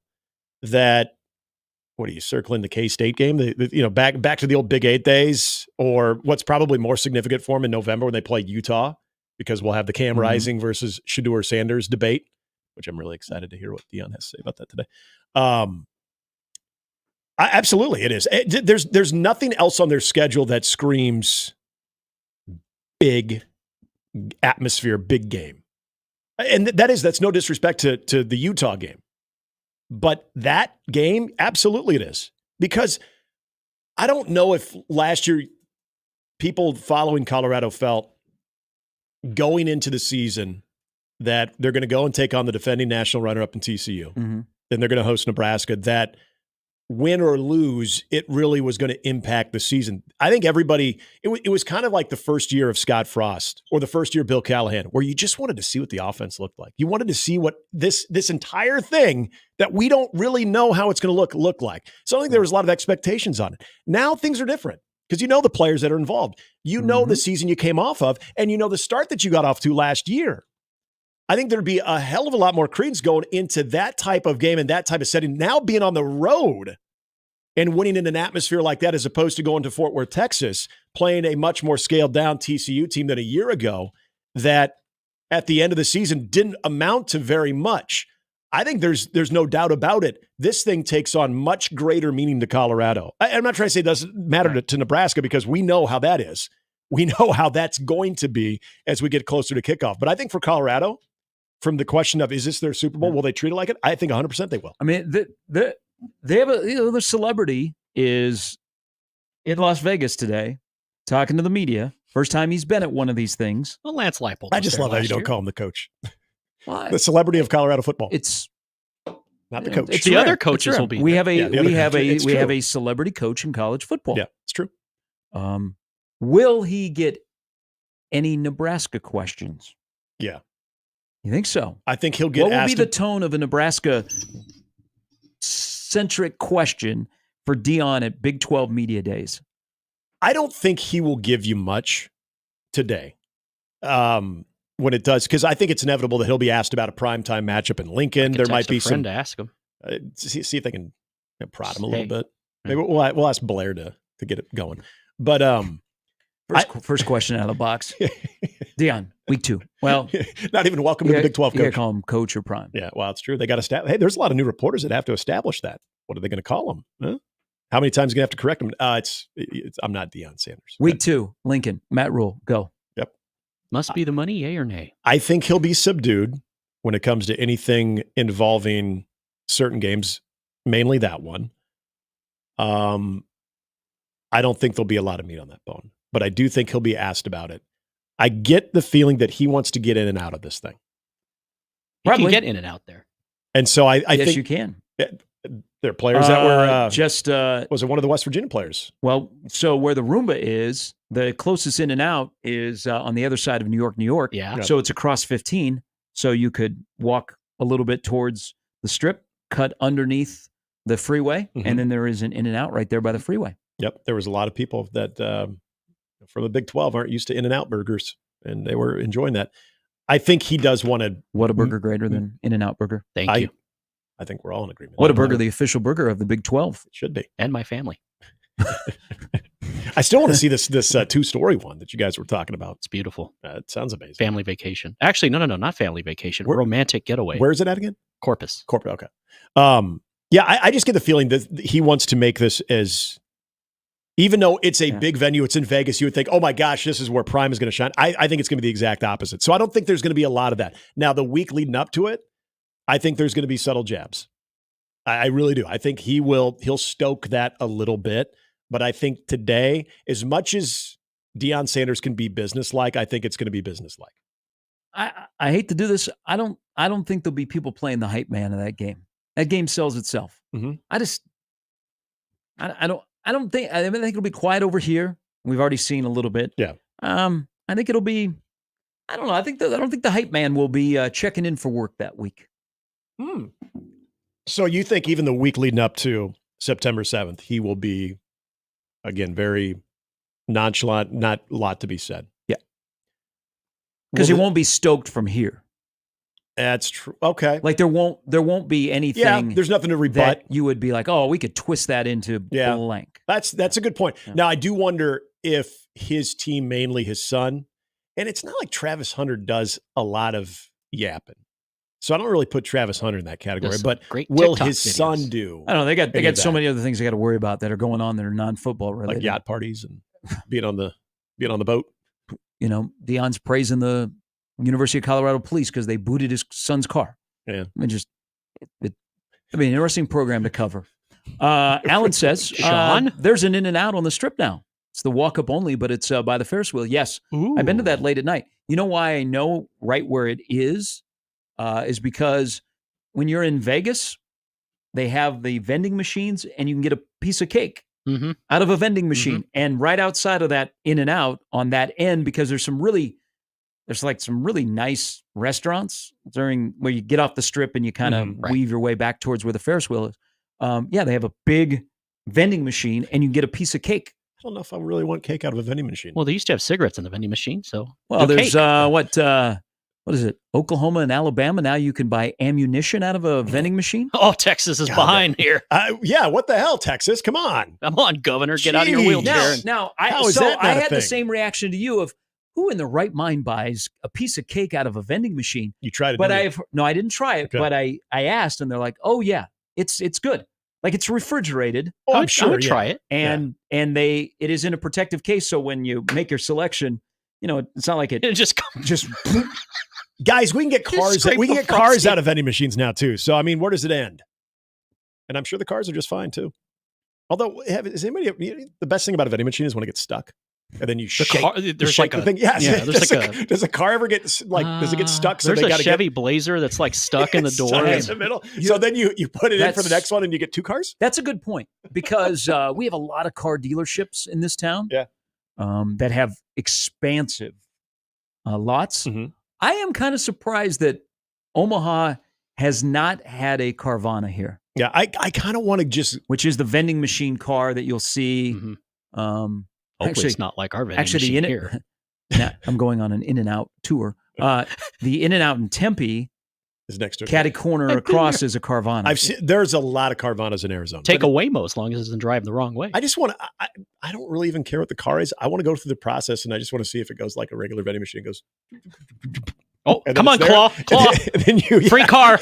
Damn it! See, that's what they need to do. Is claw. What do you think? Then they can't get it out, so you have to put a sticky note on Carvana. Yes, you do. They owe me a brand new Buick. Yep, exactly. And a Diet Coke. And so when the vending machine guy comes by to replace the vending machine with cars, he knows to make sure he puts that one off to the side to you. How do we get a Carvana in Omaha?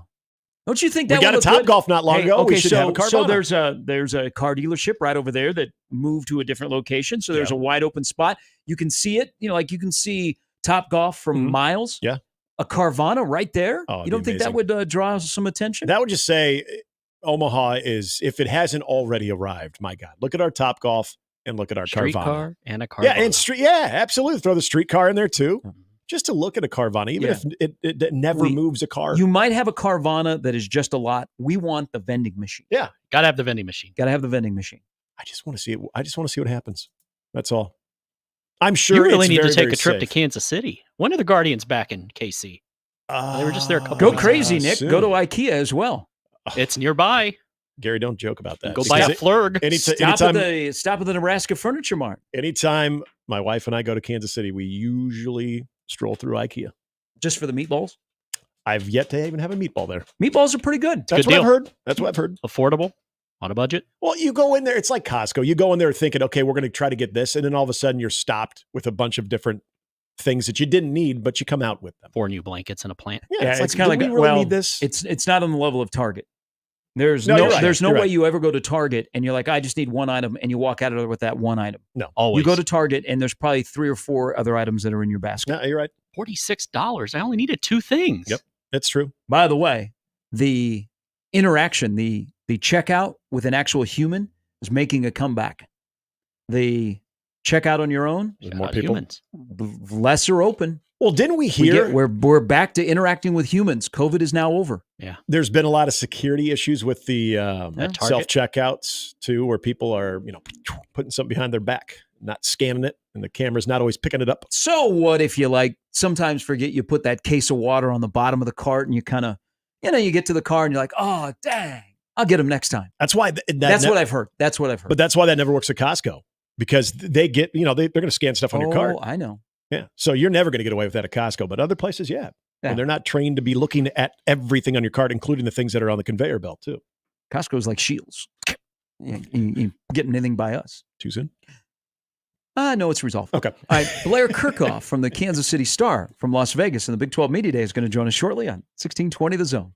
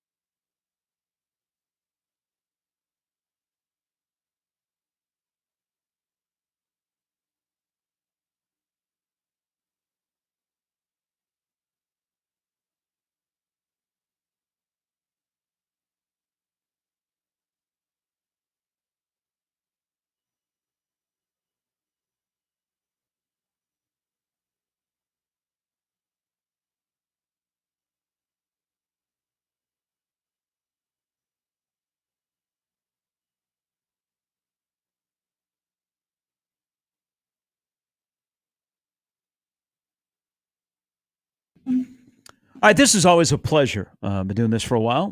Whenever we can talk to our next guest, who is, by the way, a Hall of Famer, Missouri Sports Hall of Fame, and has been with a byline in the Kansas City Star for 35 years. That great newspaper that's produced so many talented people. And Blair keeps hanging around, and he is kind enough to join us now from Las Vegas. Good morning, Blair. Good morning. How you guys doing? Good. It's a little bit different. I mean, the days of all of us being in a hotel ballroom in Dallas or Kansas City to cover the Big 8, Big 12. Now you're in Vegas covering the expanded Big 12. You wrote about it today in the Star because of Texas and Oklahoma gone, 4 coming in. There are the core schools that have remained through all of this transition. And you said, who's the new Big 12 power broker? Why not Kansas State? Is there somebody that will have a big voice, you think, that when people need a decision on something, they go, okay, what does either K-State or blank think about it? That's a good question because, as we all know, in the previous iteration of the Big 12, they went to Texas first, Oklahoma next, and then the rest is a consensus of opinion. So, in those terms, if we're talking about the conference rooms and the big decisions, I don't think we're going to. Early on, perhaps the league may lean on the original 6, is what I'm calling them now, right? KU, K-State, Oklahoma State, Iowa State, Baylor, TCU, and for a little bit of guidance because everybody else is a newcomer. But I think in the end, there's going to be more of consensus of opinion than 1 or 2 schools leading the way, at least in the boardroom. Well, and where's Oklahoma State and all that, too? Because as Mike Gundy speaking yesterday, and we know that it drew some headlines when it came to how he described Ollie Gordon's situation. But I always feel like Mike Gundy is one of those voices that people will tune into. If he's got thoughts on the future of college football, people will discuss that. There always seems to be a pretty strong influence with Mike Gundy. I don't know how much that resonates with a similar feel of Oklahoma State being part of that original group, that they could be one of those power brokers. Yeah, it absolutely could be. He's one of the longest tenured coaches in college football now, and he has withstood the test of time. And is obviously to hang around as long as he has, you have to have a measure of success, and he's had it. He's won the conference. He's played in the conference championship game, won a lot of games, produced a lot of talent there. So yeah, he is a voice that we listen to. The way in previous years, well, we were always asking sort of conference and trend questions of coaches like Bill Snyder, right? And Bob Stoops and Mac Brown. Now, when there is something like that, if there's a topic, and there are many these days, right, with NIL and transfer portal, and we do ask Mike Gundy those questions, and thankfully he seems willing to respond to them. And but I think he is one of the, just one of the elder statesmen of the Big 12. How much has your opinion of the commissioner changed from the first time you heard all of his wild ideas to even yesterday, where I don't know, I think we're in agreement here, Blair. The Big 12 is kind of solidified through some rocky waters. How has your opinion changed on your mark? Yeah. Well, it went from not knowing really anything about him and wondering how a person with his background is going to, which was look in sports, but not in college sports, and not in the middle of the country, everything in the East. How was that going to translate into, the skills he needed to navigate the Big 12 through what was going to be rocky waters with the television contract negotiation with ESPN and Fox. It was as we know now, only one of the 2 conferences between the Big 12 and the Pac-12 was going to survive, and he put the Big 12 in a position to do that. So, I think whatever skeptics there were a couple of years ago when he took the job and said the Big 12 is open for business, and everybody kind of raised their eyebrows at that. Well, he was right, and they did. When the Pac-12 turned down an offer from the networks because they thought the the offer was too low, he got in there and swooped up the available schools, which for the Big 12 was the four corner schools. And no, I tip my hat to him, and he's got more ideas. And still, look, I think the best the Big 12 can do is put itself in a position to be number 3 among the Power 4 conferences in terms of revenue generating. He's got the Big 12 doing that. So if you're a school in the Big 12, you're not going to be, so far behind the Big 10 and the SEC that you can't compete. Mm-hmm. I think these schools will be able to compete, just not as many of them. I don't know if the league will be as deep, its talent will be as deep as it will be in the Big 10 and the SEC. Blair, today's going to be an interesting day because there's the Deion Sanders part of this day, but there's also a lot of good coaches that are speaking. We were just talking about Neil Brown. Everybody knows the type of coach that Gus Malzahn has proven to be. Dave Aranda's in an interesting year as well. But Lance Leipold speaking after Deion Sanders, my question for you with the Kansas narrative going into Big 12 Media Days, has Kansas crossed over from the cool story under Lance Leipold to keep your eye on this team, legitimate contender for success for years to come in the Big 12? Yeah, that's a good way of phrasing it. Kansas under Leipold was amazing last year. The victory at home over Oklahoma, a program highlight for the Jayhawks. Bowl game for a second straight year.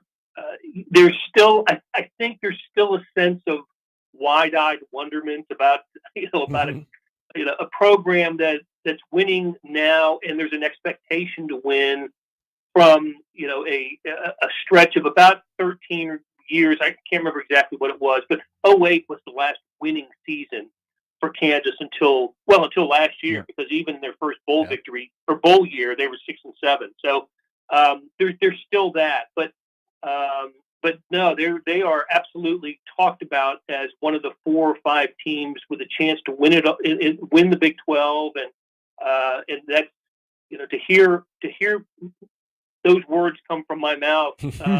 Would thought a couple of years ago you'd have been crazy. To me, the other really interesting thing about Kansas is negotiating a season without a home stadium. Yeah, right. I'm not sure when maybe you guys can help me out here, because I'm trying to figure out. There are teams that play off campus and away from campus, like UCLA and a couple others, but I can't remember a team having to relocate the way Kansas is this year because of stadium construction. So that's going to add to the challenge to KU. Hey, there's no way, Blair, in your lifetime you thought, first of all, KU football would have momentum. Glenn Mason had a nice run, Mangino for a brief time. I mean, you can't take away the 2007 season, but you probably, and you've covered different versions of KU, over at Allen Fieldhouse, but also football. You probably never in your lifetime thought you would wake up one day, KU football would have momentum and would have a lot of feel good. And then they'd say, you know what? We're going to have a $448 million project for a brand new stadium. Well, right. I mean, just chuckle thinking about that. You're right. I've seen college sports in this part of the country for a long time, and I always thought that the problem with Kansas football historically was just that they could never get momentum. They could have a great season. I go all the way back to like 1968 when they shared the Big 8 and went to lost to Penn State in the Orange Bowl, and the next year I think they were 1-9. So they never have been able to capitalize on a small stretch of success. And part of that was because the coach often, was replaced or left after that, after that stretch of success. And look, that's the kind of program Kansas has been, a stepping stone program for a coach that can succeed. But that's not the case with Lance Leipold. He's turned down opportunities elsewhere to stay at Kansas, and I think that's what's going to be different about Kansas right now is they have a chance to, with Texas and Oklahoma out of the league. They have a chance to be good and think about bowl games and winning records as long as Lance Leipold is there. And now they've got a new stadium. Or about to have a new stadium. Yeah, it is an entirely different outlook for Kansas. Blair, I did want to get your thoughts. I mentioned him just with the scheduled coaches speaking today, and Dave Aranda. It was funny. We were talking about him a little bit ago, and when Nebraska was looking for a new coach after Scott Frost got fired after the third game a couple of years back, that Dave Aranda was on a lot of people's list of, hey, you could do a lot worse than him. Now you fast forward to today and the type of season they have in front of them with this newly expanded Big 12. What do you anticipate the mood being around this Baylor program, but especially what Dave Aranda will present today? I think we were talking about this yesterday. We were, because of the newness of everything here in the Big 12, there aren't many coaches who you could identify as being on the hot seat entering this year. Mm-hmm. The ones that, Houston starting over with a new coach, and Arizona State got its second-year coach. And you mentioned Neil Brown earlier from West Virginia. He really turned things around a year ago. But I think the one program where you have to keep an eye on in that regard is Baylor and Dave Aranda. From being in the Big 12 championship game just a couple of years ago to where he is right now, we were talking about where Kansas, where the arrow is pointing for Kansas. It's just the opposite with Baylor. Yep. And kind of stunning to see a program that was that really had reinvented itself in its Big 12, at least after the few years of the Big 12, and to see where it is now. They can rally. I think one thing that's true about the new Big 12 is it is kind of open, and there is no 8,000-pound gorilla program in this. There's opportunity there. I think there'll be a lot of close games, and the ball could bounce right for Baylor. But you got to pick teams to finish first. You got to pick teams to finish last, and they're closer to the bottom than the top. And I think if it unfolds that way for Baylor, we'll have a new coach there next year. Hey, we've talked to you many times, and there have been years where we talk more KU basketball, even K-State basketball, Mizzou basketball. But I think it is unique that along I-70, Chris Kleiman's in a good spot. Lance Leipold's in a good spot. What Eli Drinkwitz is doing in Columbia. So that stretch of our old friends in the Big 8 and the Big 12 is in a good spot. I can't believe we've made it this far, and we've mentioned his name a little bit. But is there any part of you that goes, man, not enough people are talking about Chris Kleiman? And in that turn, Blair, what do you think for this year's team for K-State is like their ceiling? Are they a playoff team? I think they have an opportunity to be a playoff team. And you're right. This is going to be, depending on how it shakes out, this could be it will be if it happens, but it'd be the first time that those three schools that are in our orbit, right, the Kansas City orbit, Missouri, KU, K-State, would be in the preseason top 25. Wow. That's never happened. So that would be a really cool thing for what we all used to know as basketball country here. Listen, Kansas State just goes about its business quietly. It's without flash, flair, and they love to kind of pride themselves with the idea of punching above its weight class. They recruit the undersized guys and develop into Deuce Vaughn type of NFL talent, and they've always done that. I was talking to players there yesterday, and they're all undersized guys who were 2-star or 3-star guys, and now they're all preseason, all conference candidate type players. So that's just the MO for Kansas State, and it's worked so well for them. And so that's sort of the reason I wrote what I did today about why not Kansas State being the power broker, because I think that formula can succeed at any time, no matter who's in the conference. If you think of yourself as an underdog constantly, and you're always us against them, and everybody thinks you're just a mediocre average program, and you keep winning 9-10 games and going to bowl games and competing for conference championships every year, that's a good place to be. And now, will it work? Will that mindset work without a natural bully in the league like the Texans or Oklahoma? We'll have to see. But maybe Utah, maybe Oklahoma State can fill that role for K-State. And again, this is going to be a question about the original 6. Matt Campbell spoke yesterday. There wasn't anything major to take away other than we know who Matt Campbell is. We know what Iowa State is. They're picked to finish 6th out of, a new large list of 16 teams. So not bad. I always feel like his reputation, what he's established there, is extremely respectable. But now that we open this thing up, in your opinion, where's Iowa State fit in the pecking order here? Yeah, they're kind of under the radar a little bit. I think they have been in the Matt Campbell era. They've been the underdog, the gritty underdog that that's gone to the top. They've played for a conference championship. They won a Fiesta Bowl. They've seen really, really good times, and they've also had years where they fell short of expectations. Yeah.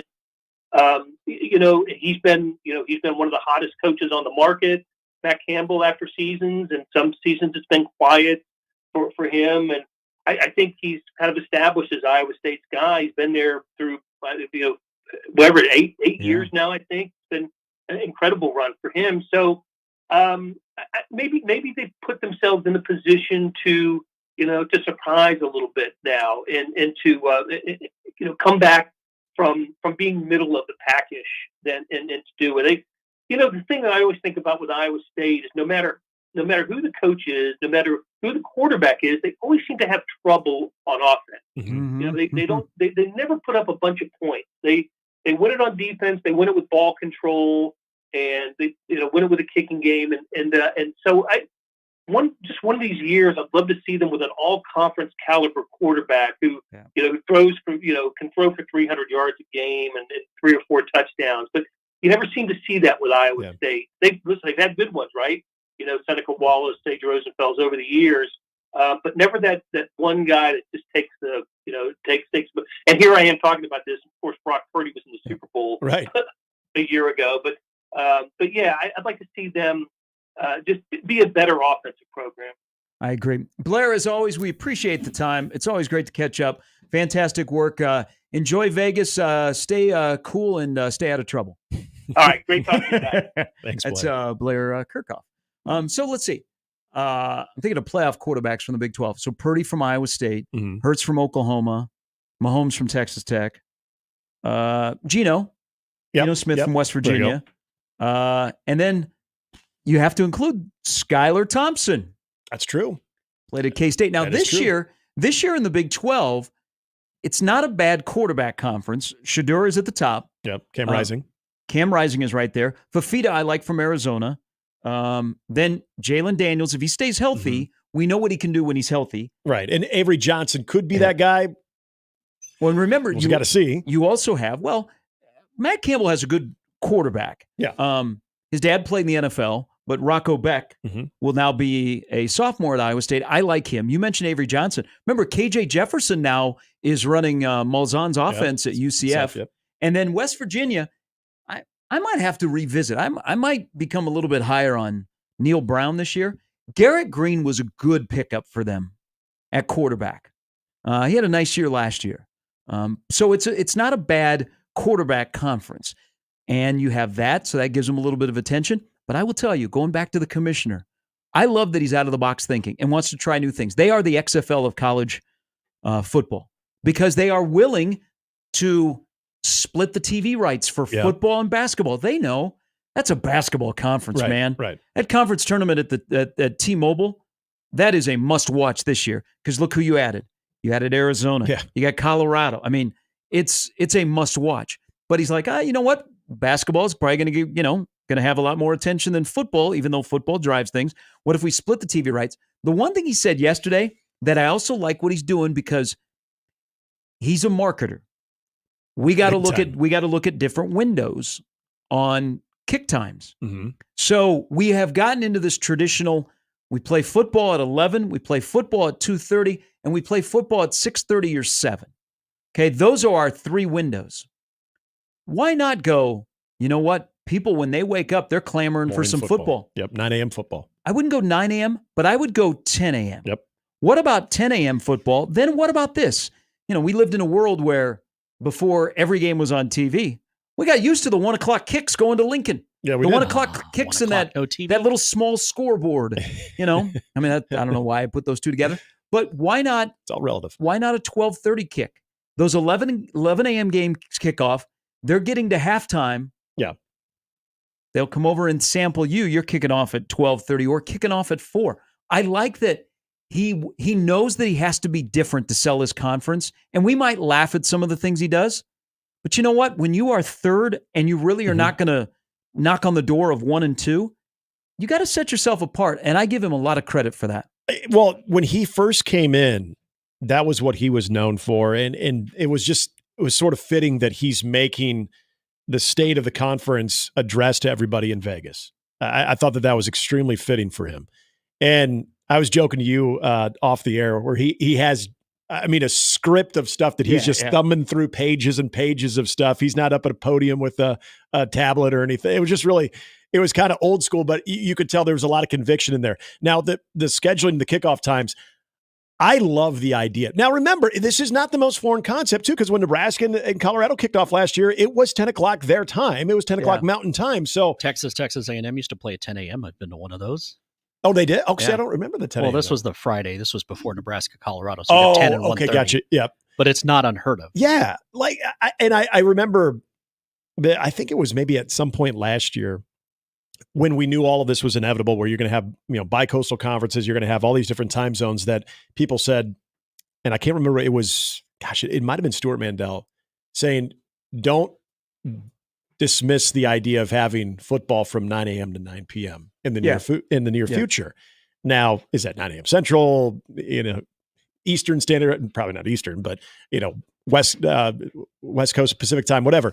But I think you have to be able to understand that in college football on a given Saturday, there's maybe at best 3, possibly 4 matchups that deserve their own window where you just don't want to touch that. Everything else, I think it's fine to be able to tune in at 10 a.m. You're going from, halftime of that game to something else as you roll into the 11 o'clock kicks, or you roll into big noon, 11 o'clock here, but you start just rolling off all the kickoffs, but you're starting it earlier. I don't even look at this as necessarily a Big 12 thing. I think it'd be great for the Big 12 to maybe champion that cause and be the frontier of that. But I think it's great for college football too, because again, you're owning the Saturday. There is absolutely no rest period with that. And I think for the Big 12 to expand it to where you are covering every part of the day now, because you can, because of the time zones and the teams that are in your conference, I think it's great, because if we truly do love college football, and we know this state does, you're telling me you wouldn't watch 10 a.m. football if it was more regularly available? We want to watch football right away. We don't want the pregame shows. Thank you. And that's the other thing I was going to say. The pregame shows, as they've started to dwindle and get a little bit more watered down, give me an hour. Well, game day just flat out sucks. It does. And Big Noon, give them some credit, but they can still have their thing leading up to their marquee kickoff. But why can't we have some college football? So while you have those shows going on, they'll be like, and by the way, we got an update on what's going on out in Ames, Iowa right now. I think it'd be kind of cool. I think even a lot of the Big 12 markets, central time zones, hosting an occasional 10 a.m. game would actually be a lot of fun. You're sitting at home on a Saturday, you wouldn't like the staggered times. So you're like, oh my gosh, I got 4 games in the 11 o'clock window I got to choose. Well, you got some staggered. So I got one starting at 11. And then as I get ready to get up and go to the fridge at halftime of my 11 o'clock game, whoa, I don't want to get up, because look at the Big 12's kicking off at 12:30. More football. K-State and Utah. I mean, K-State, Utah probably gets a marquee time, but you got to be different. Yeah. And I appreciate what he's doing. He is the XFL of college athletics, and that's how they're surviving, and they have surpassed the ACC. All right, we got to take a quick break. We will get to the blue blood discussion. Yeah. It's a good discussion, but Andy Staples is completely wrong on who he said is currently blue bloods in college football. That, plus a visit from Brandon Vogel, coming up in the next hour on Mornings with Sharp and Handley and Jimmy on 1620 The Zone.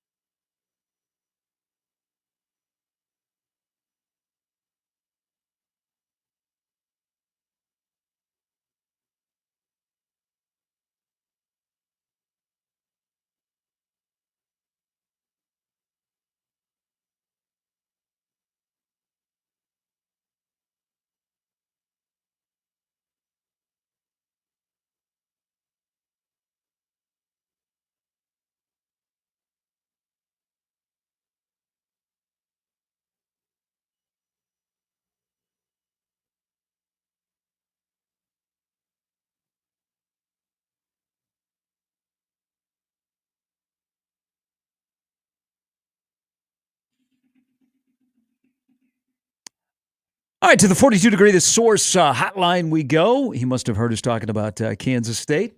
And he says, I can tell you about my son Langston being a camper there. Michigan Lance joins us for the first time in the month of July. Good morning. Hey, good morning, boys. How you doing? Good. Yeah, I was actually up in Omaha a couple weeks ago, man. I didn't get a chance to stop by to see you guys, but you'll be first on the list when we come back next year. That's BS, my friend. Man? How long have we known each other?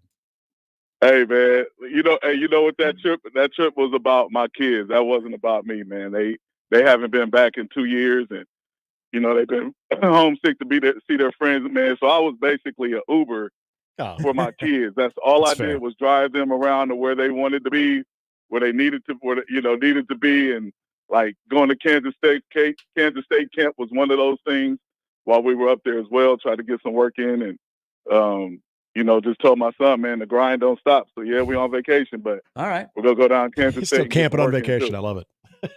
Hey, man, he has goals and destinations. So hey, man, we can't. What they say, no days off. Even though that's a horrible cliche. That's not real, but Hey, so your son is a class of 27. Are you going to find your way into Lincoln for a camp next year? Yes. The only reason we didn't come they didn't have one at the time we were there. Okay. So, we're gonna make sure that we time it up for Lincoln and Kansas State for next year when we come back to Omaha. That's the reason we're coming back next year so soon. Was just so we can go camp, and then get my daughter. She plays volleyball. She's about to be a freshman. We're going to try to align her up with the camp up there down in Lincoln as well. So it would actually be really cool if they did volleyball and football camps around the same time. So with people with boys and girls and kids, we could just say, hey, let's all go together and knock it out. Not a bad idea. All right. Not a bad idea. So no, man, it was good. Kansas State was good. I know Clint Brown down there. Me and him worked together at Wayne State College, and Connor Riley. We played against each other in high school, and he recruited, Omaha, and I really got an affinity for Connor Riley because of, he was one of the first. He was the first Division I school to come to Concordia when I was the head coach there, to meet and recruit a kid that we had. So that was awesome, and so we always had a good relationship, and so. It was good stuff, man. They treat people right, treat people good, and you're right, Gary. You shot me a text that they do it right down there. They do, and I think it's a testament to all the schools. I kind of heard that guy talking before about developmental programs and being consistent. Like I think that's kind of what you got to have that balance of. Hey, we got some 5 stars, but the majority is we're a developmental program, and I think. Kansas State, the Nebraskas, the Iowas, the Wisconsins are that type of programs, and you can still be successful in that part of the region with that. But can you compete against Ohio State, Oregon, Michigan, Penn State? Well, I think I don't know about consistently, but I do believe that you can at least get it. At least sneak in a year there. You know what I mean? I especially now with the NIL, like that has changed the game to more of a level playing field. Now it's not exactly level, but you're gonna see teams be able to be successful. And it may be a year they kind of get into the Final Four, and then another 5 years they won't, and then the 6th year they will. So I don't think as consistent, but I do think they can have a magical year every few years with the NIL, because now those teams, though, the Alabamas, they can't stack up 5 stars as third stringers anymore. You get what I'm saying? Yeah, that's a fair point. That's what they used to do in Bama. Like they were going to beat you with depth. Well, hey, you saw what Michigan and Alabama like when Michigan played Alabama, right? The last 3 to 4 years, Alabama has still had a top 2, top 3 recruiting class over Michigan. And so, but what you saw is though the depth over the course of the years when the NIL. Hey, man, those 3rd and 4th stringers aren't coming along. You know what I mean? As 5 stars. So now, hey man, we can compete with you guys in the 4th quarter because our depth is probably equally the same. Probably 2 and 3 stars, or you know what I mean, or more 2s and 3s.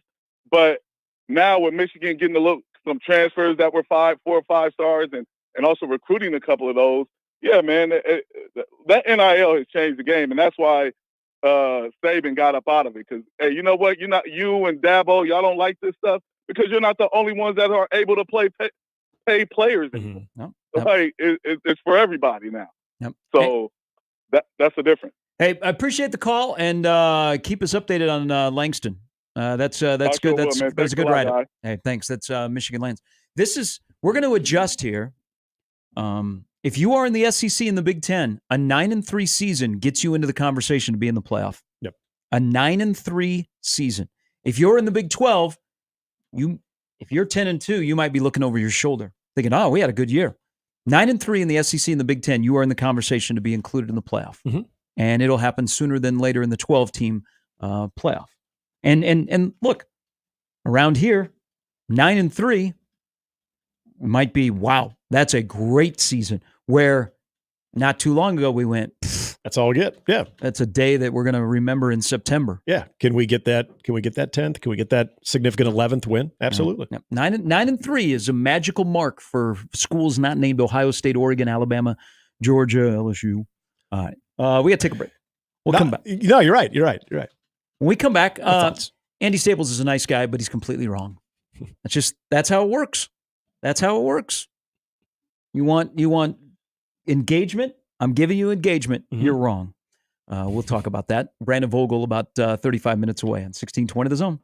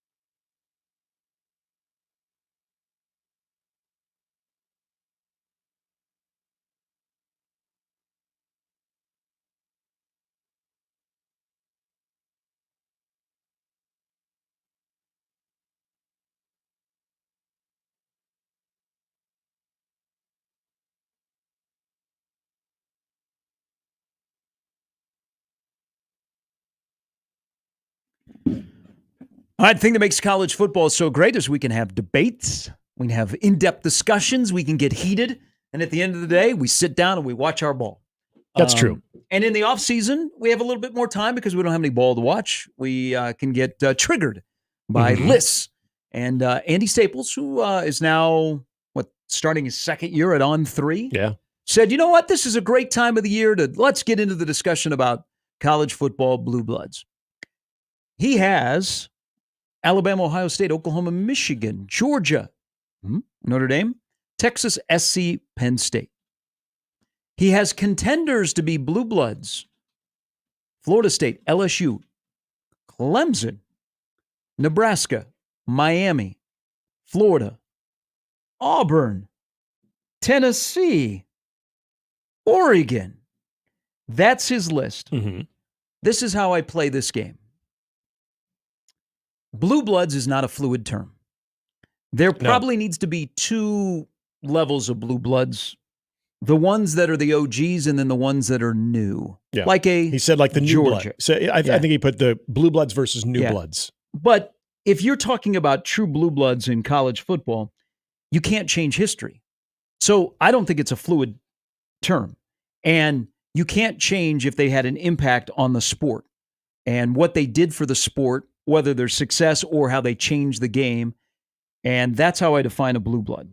So I would go Oklahoma, Alabama, Texas, Notre Dame, Nebraska, Ohio State, Michigan would be in my blue blood discussion. I may have missed one or two, but Georgia to me, LSU to me, and it's definitely not Tennessee, Auburn, or Oregon, a blue blood. Now, a new blue blood, because the blue bloods really haven't changed much in college football, even if Andy Staples tries. But there are new blue bloods that have 10, now 15 years of success, and they just continue to build and they add natties. But these other programs that are the true blue bloods, you're going back to the 60s, the 70s, the 80s. Yes. I mean, we're going back 30, 40 plus years. So that's my take on it. It's always been my take on blue bloods. I enjoy the conversation.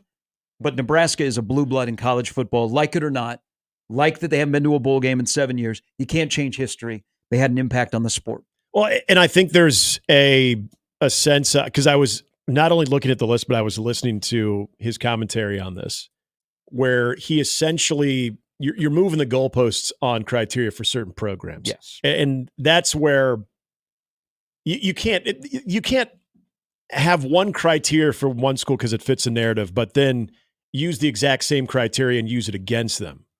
Because if you're talking about, as he says, 3 generations, and he got into the new bloods, which I'm down with that. And if I'm hearing you correctly, you could have that conversation about new to the fold, but also the original, or like you said, the OGs, which I don't think anybody would ever debate that Nebraska is part of that. But I like what you brought up about in their maybe best era, if we're talking about the blue bloods, how they impacted college football the way that we know it now. Nobody can say that Nebraska during the mid-90s, their impact of what they did from a strength and conditioning standpoint, from being innovative at the time when it came to developing an athlete's body type, wasn't something that now we have continued to see evolve, and people saw how truly effective it could be. Now, I mean, use the examples of the elite speed that you got from the Florida States and the Miamis of the world when Nebraska, when that was who they were trying to compete with. And then they were able to offset maybe what they lacked collectively against those teams with sheer force and power that by the time you got the fourth quarter, you'd wear teams down. Okay, so we've seen that. If you look at how that's evolved now, look at the SEC.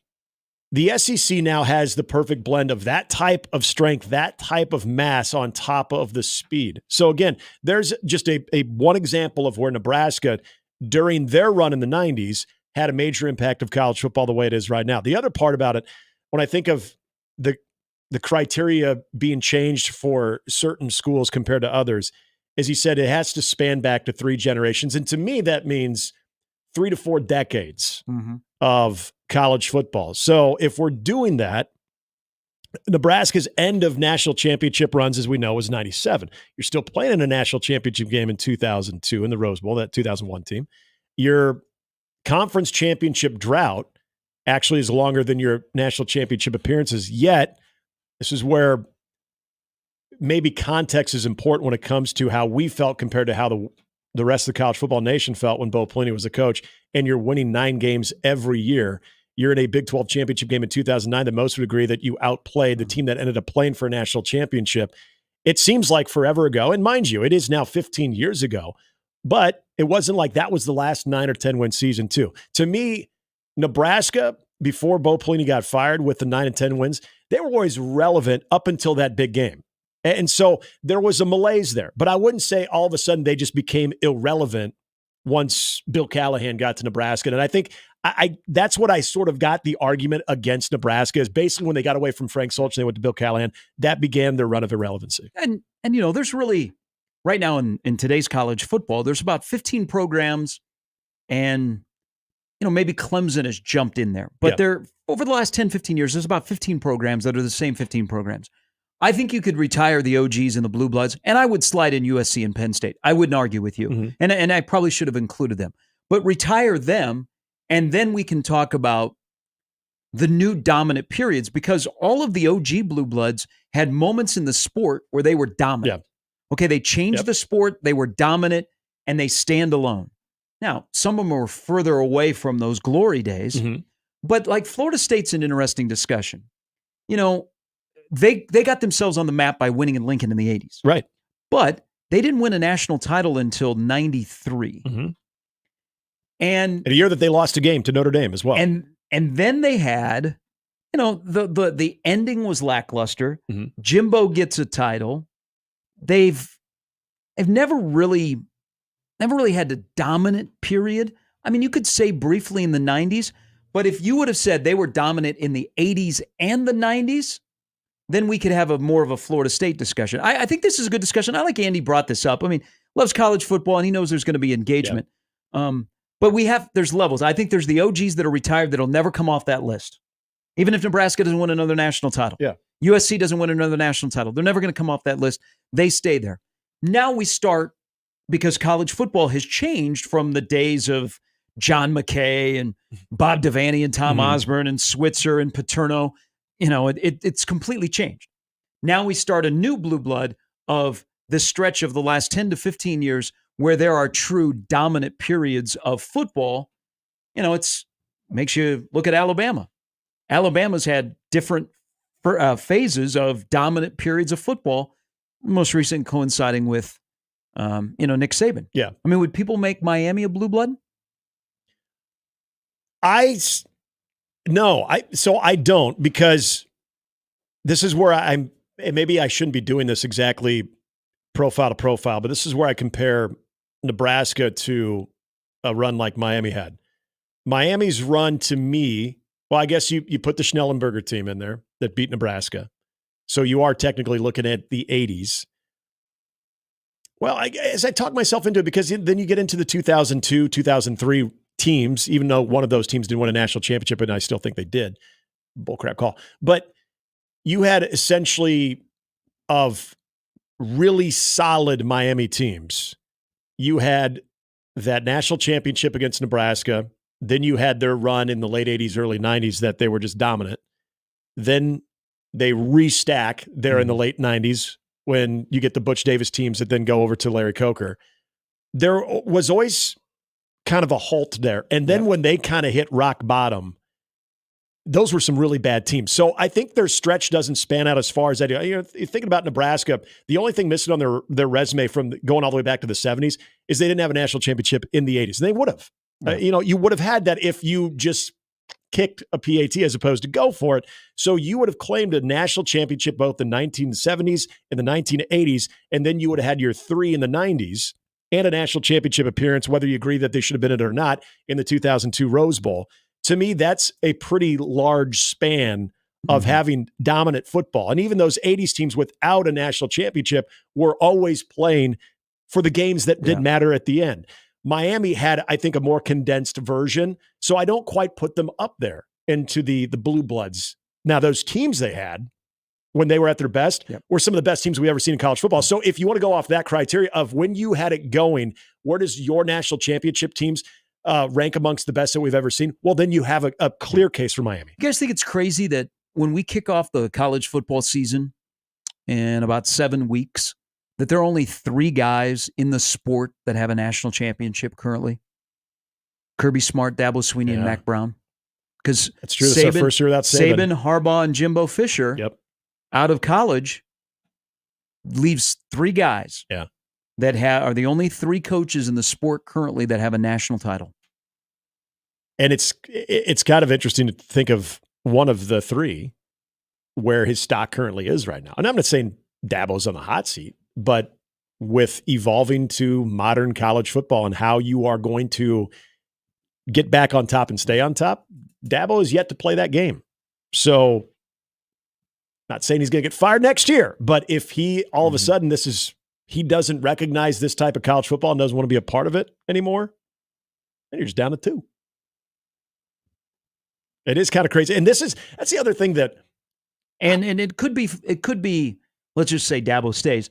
I mean, it could be 4 with a Oregon, Ohio State, Florida State, even Texas, which would all, from Day to Landing to Sarkisian to Norvell would all win a first title. Hell, even Kellen DeBoer. Yep. I mean, that's the beauty about that is he's set up he's set up in a much better position he was when he took over at Washington. And, you come up 1 game shy of that with Washington. So I think the smart money would be on DeBoer is going to be in line to grab that probably sooner rather than later. I am curious about the Saban part as we get into the season. And maybe we're still going to see him on Saturdays. How much of that, once we get the season kicked off, will even be a story of watching Alabama football, but not seeing Nick Saban on those sidelines and getting ready for those games? Because I just think there's so much going on this year in college football that I think most years that would be one of the biggest voids in college football. I just think there's enough distraction there where it won't be as big of a deal when we get going. Well, I'll tell you, if they win against Wisconsin and then they beat Georgia 2 weeks later, watch out. Yeah.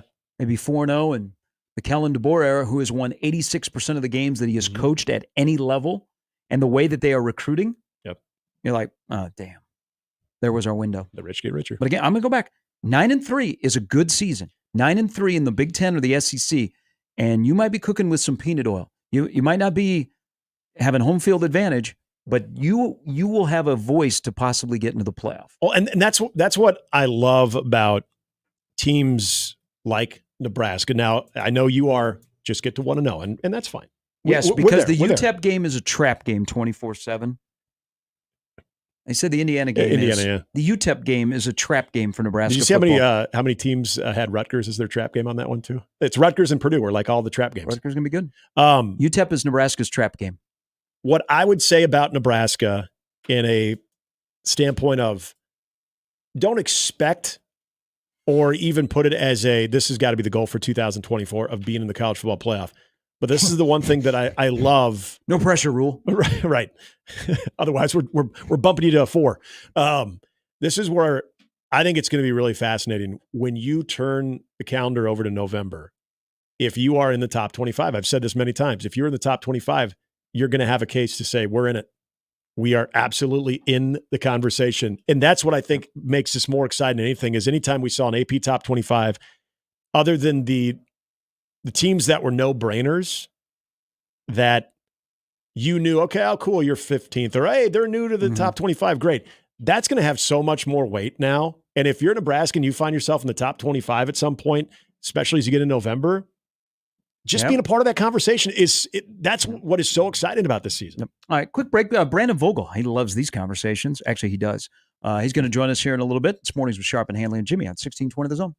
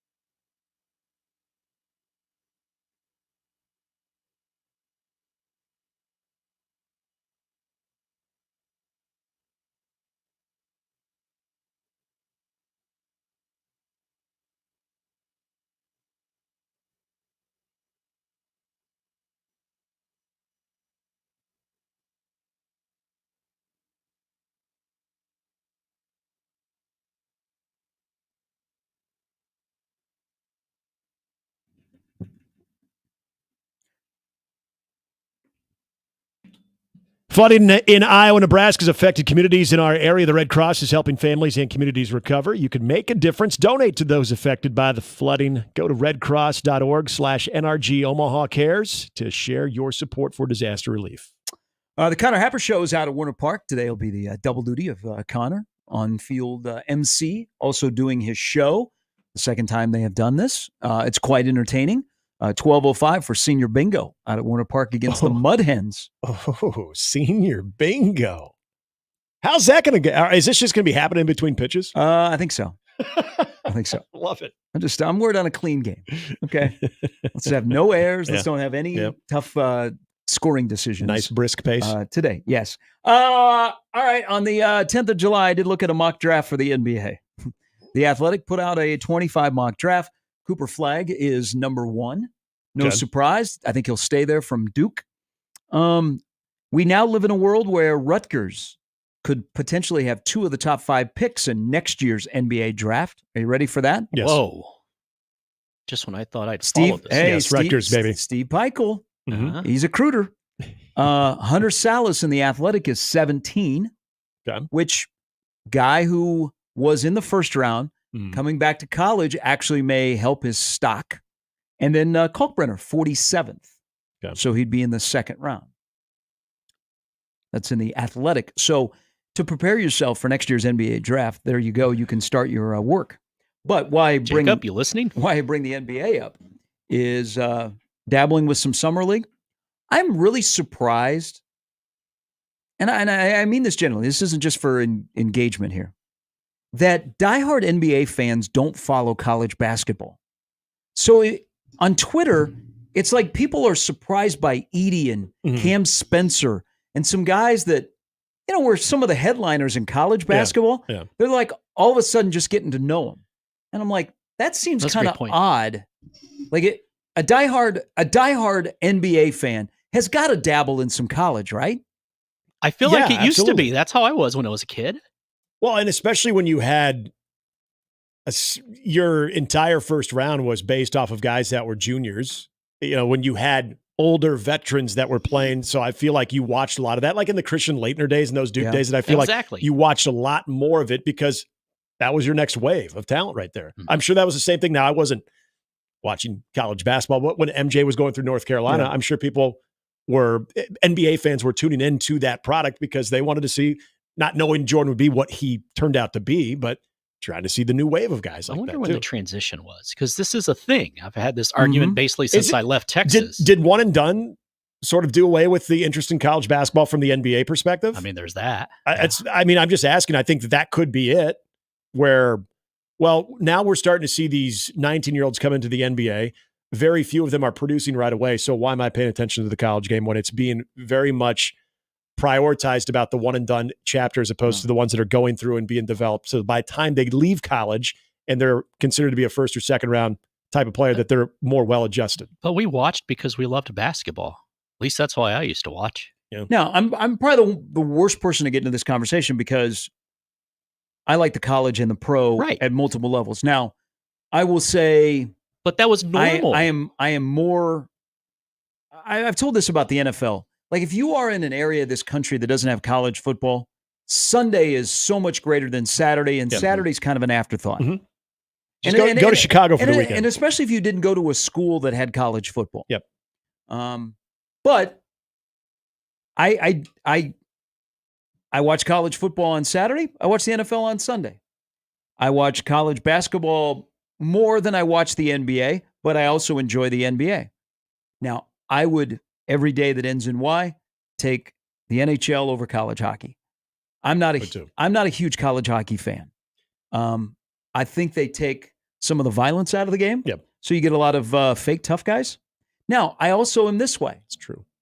And this is the one sport where there's a key piece of equipment is different. I think it'd be tough if you are a diehard pro baseball fan, MLB fan, to dabble in college.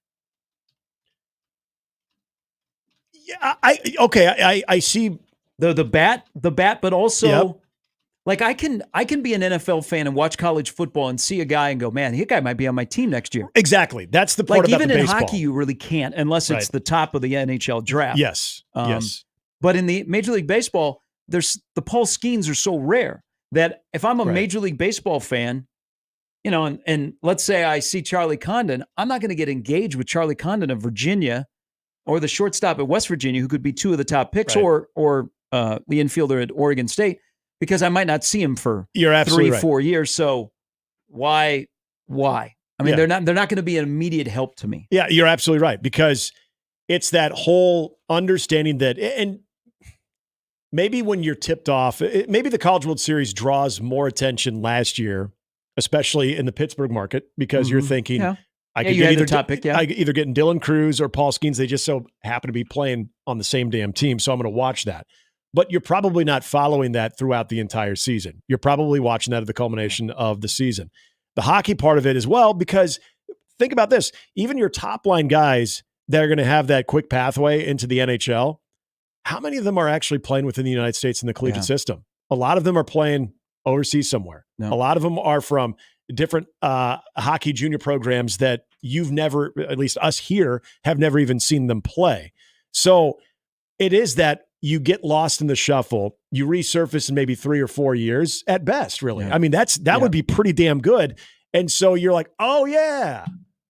And that's the other part of it is, so I'm supposed to get excited about Gary Sharp, first-round draft pick, but then he's going to high A. Then I got to see what he's doing the following year. And now, has he gotten at least on the AAA roster yet? Okay, where's his development? On top of paying attention to my current roster, that is a lot of keeping tabs with the minor league and the major league product that I think you just say, let me know when the guy's cooked. Let me know when he's ready, and let's go from there. I don't care what college he comes from. I don't care if he was a high school guy right into the draft. Just let me know when he's ready to play and contribute to my team. Ken says, do you guys think that, and this is in the Equitable Bank inbox, he goes, do you think Omaha is a good college baseball town? From the standpoint of, do we like college baseball? I don't think Omaha is a good college baseball town. No, we like the College World Series. And we like our teams. Yes. But are we talking college baseball? No. Like, are we digesting Baseball America in the bi-monthly release to go over the college section? Or are we all in on Kendall Rogers every single day? Yeah, we're getting Kendall Rogers alerts like throughout. Like, I would say, we like college baseball when the College World Series is here. Yep, we like college baseball when our teams are doing well. Red, blue, and black Nebraska. We get into it a little bit before the start of the season. But to be fair, this show likes off. Baseball. They care about baseball. And that matters too. Yeah, but we didn't talk a lot of college baseball this year. Yeah, even though one local team had a pretty good season. Mm-hmm. Well, that goes to your point. Our teams. Well, and I'll take that point even further. One team was really good in Nebraska. Another team was an absolute enigma, but they had great weekdays. So you would think if we were really consumed with college baseball, we would have been talking about that so much of how good they're doing in Lincoln and how confusing. We talked about it a little bit, but it wasn't leading off and ending each show every day. But if you want to kind of get a feel for what I'm talking about, where it's funny to see diehard NBA fans all of a sudden learn about our college players, go to the For You section on X, which is a hellscape. Yeah. But I noticed that last night as people were like, oh, I didn't know Cam Spencer. And I'm like, did you not watch? You can win the national championship. Okay. They were in the spotlight all season long. The Zach, there was the picture of Zach Edey where he barely left the ground and dunking, and people were losing their mind over it. It's like, he was that tall in college too. He did what that league stuff did he in college play in before too. this? I don't know. It just struck me as kind of humorous that NBA Twitter is now figuring out our college players. Didn't used to be that way. I mean, there was no Twitter back then, but people used to love basketball. I do wonder if my theory is correct, that as college players were staying in college longer, so you felt like they were more developed when they were going into the NBA as opposed to the one and dones.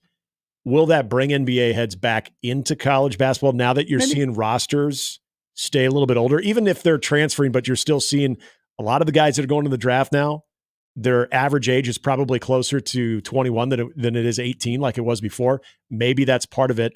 I don't know how you necessarily gauge that, but I do think that that's probably when NBA fans were paying attention to college basketball, because you had a little bit a better of idea of what that player was going to be. You could like and hate teams. It meant something back then. It's true. Yep. All right, Brandon Vogel from counterread.com. He'll join us next on Mornings with Sharp and Handley, and Jimmy on 1620 The Zone, the .comers, and of course the TVers on this Wednesday.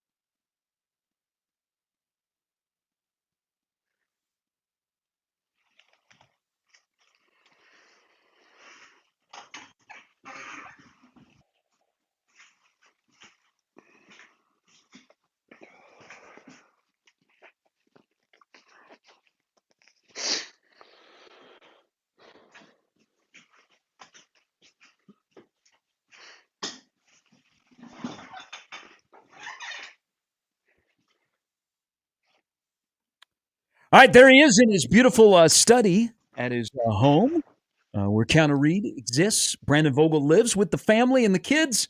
He joins us now. Good Wednesday morning, my friend. How are you? I'm doing well. How are you guys?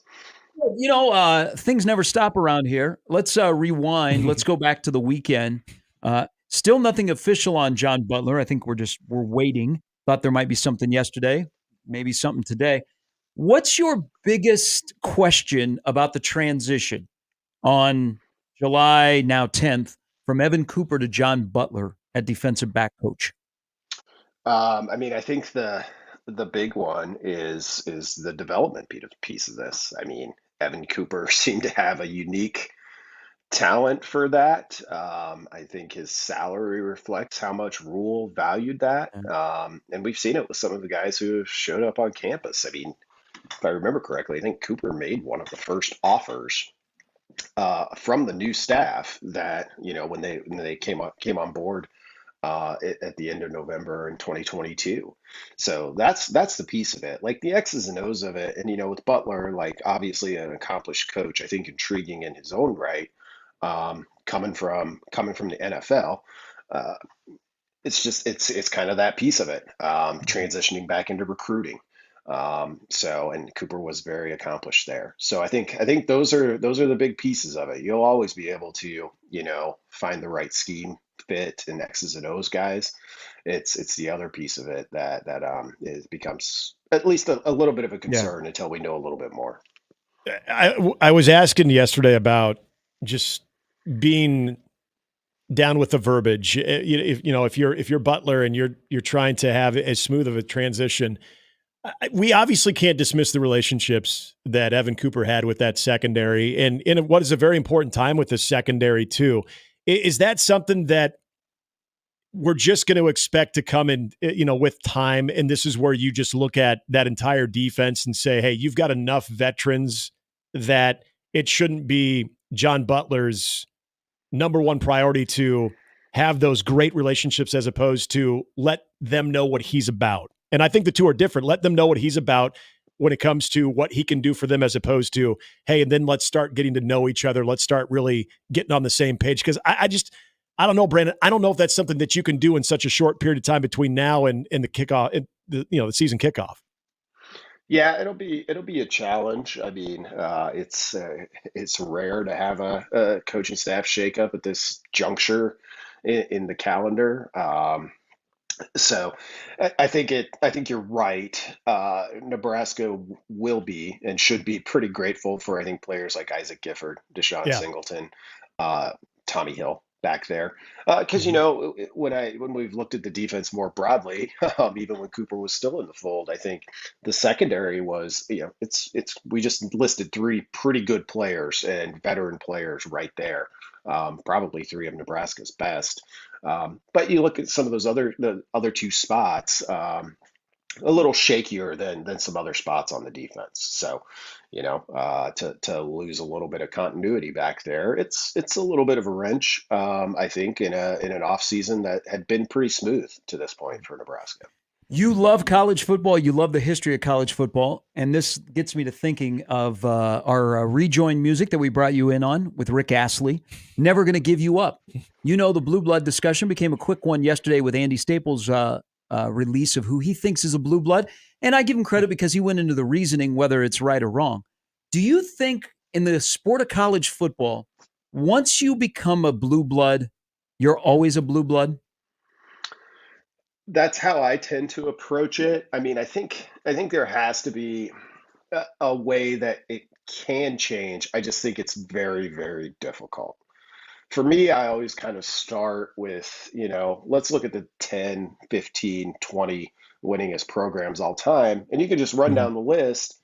And I think, it'll vary at a couple of spots, but everyone will find kind of a pretty natural stopping point. Virginia Tech, if you go by winning percentage, Virginia Tech's the 20th winningest program in the country. Virginia Tech, a blue blood? I don't know. I could see an argument for it. I don't know that it's one of the first teams that leaps to mind. Right. That 15-20 range is like Auburn, Clemson, Virginia Tech, A&M. You get to 15. I think we know generally the top 10. You get to 15. That's where you get Washington, Georgia. That kind of tends to be the transition point for me with those. I mean, I guess maybe an easy litmus test that you don't need an all-time wins chart in front of you for is like, I tend to, I don't like this phrase, but we hear it all the time. College football is better when blank is good. Yep. Yeah. Are people saying that about, Virginia Tech? They might say it about Georgia going forward, but I don't know that they were 15 years ago. So that's kind of always been my line of reasoning when it comes to this discussion. I want to bounce over to something that Donovan Raiola brought up yesterday, because he actually gave me something that I didn't factor in when it came to the improvement of Bryce Benhart. And we heard this time last year is all about the 1% better, getting the 1% better. Bryce Benhart had been through a lot when it came to overall performance, at times underachievement, been through the ringer with the fan base, and waiting for him to finally have the season that he did. How much of Matt Rule's in the now type philosophy of what you're doing today as opposed to what you're going to project to be maybe later in the season, do you think did have to do with what was for guys like Bryce Benhart that maybe have been feeling a lot of the pressure, and it was more of a, hey, let's just focus on the day itself, the 1% better. Is there something to be said about that with Bryce Benhart's improvement last year? I think so. I mean, he came in at a really high level based on recruiting rankings, and he found the field early. And we watched all the games. Like, there were struggles at times, and he kind of is a little bit of a forgotten guy over there at right tackle, despite the fact that I think he's got 40 career starts, something close to that. So if you stayed on the field that long, well, either they didn't recruit very well after you, or like you're actually pretty good. Tackle's a really tough spot, and when you make a mistake, like, a lot of people tend to notice because you're out there on the edge. So for him, I think it's the right approach, first of all, but I think he has demonstrated, even if he doesn't get full credit for it, that he's at a level high enough that 1%, puts him, squarely into NFL conversations. I mean, I think he's there already, but and it's kind of what is there for a guy who's played as much football as he has. Yeah. So the number one storyline going into 2024 on the offensive line is what? I think it's, well, the first would be how's it going to shake out? Because there's a couple of spots there where they've got some flex guys they can move. Is Teddy locked in there? Teddy Proska at tackle. If so, is Corcoran among the top 5? But I think sort of story 1B is just the depth. Like, are they going to legitimately play, 7, 8, 9 guys each game? They'll do it against UTEP for sure, but the Colorado arrives the following week, and what happens there? Because that'll be a big piece of surviving in a league like the SEC or the Big Ten, just with the size that they're at. It's always been important. It's become, I think, vital. Like, offensive line health and depth is going to determine a lot of which teams are kind of in the playoff conversation, I think. I know I would say the redshirt freshmen are the ones that I think we're all excited to see how close they are to be in there. But I'm going to throw Teddy Prohaska in there.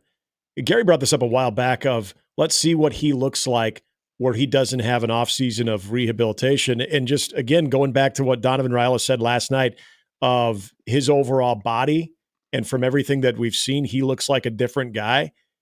I know he's not a redshirt freshman, but doesn't he kind of feel like that, especially the type of role that he could ultimately assume this year?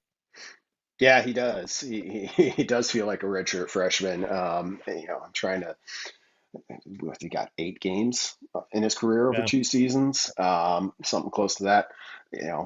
That's so the benefit is like he feels you get the benefit of a redshirt freshman, still relatively early in his career, but he's got a little bit more experience there. And when he has played in those 8 games, like he wasn't just on the roster and getting into games. Like he was your left tackle, which is a big time thing. So with Teddy and the injuries, I think you want to see is the athleticism still there? Yeah. At 6'10", like you can do a lot just at that size, at that position. Getting to elite, though, kind of becomes the athleticism piece of it, and dealing with some pretty good defenses in the Big Ten year in and year out.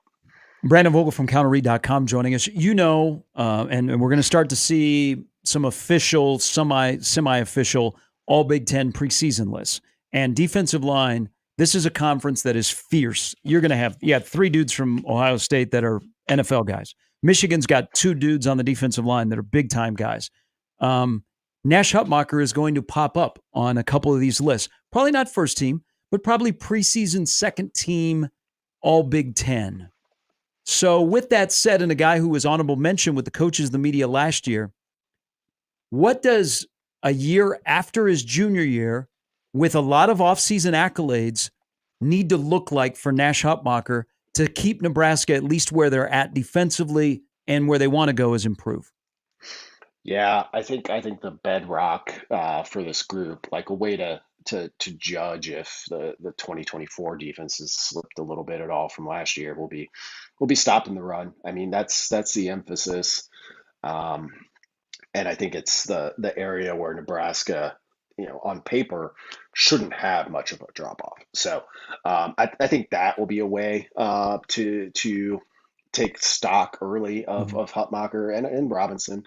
And then just seeing the disruption. I mean, you see this sometimes. This happened with Malik Collins, where you have kind of your breakout year. You're really disruptive. The TFLs are high. The sacks are up there.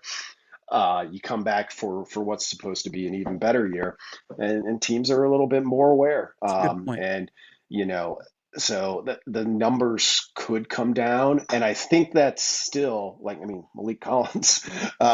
He went very high in the NFL draft and still playing. So you can have an impact that way. So it's gonna be that. I think. Do you notice Hutmacher?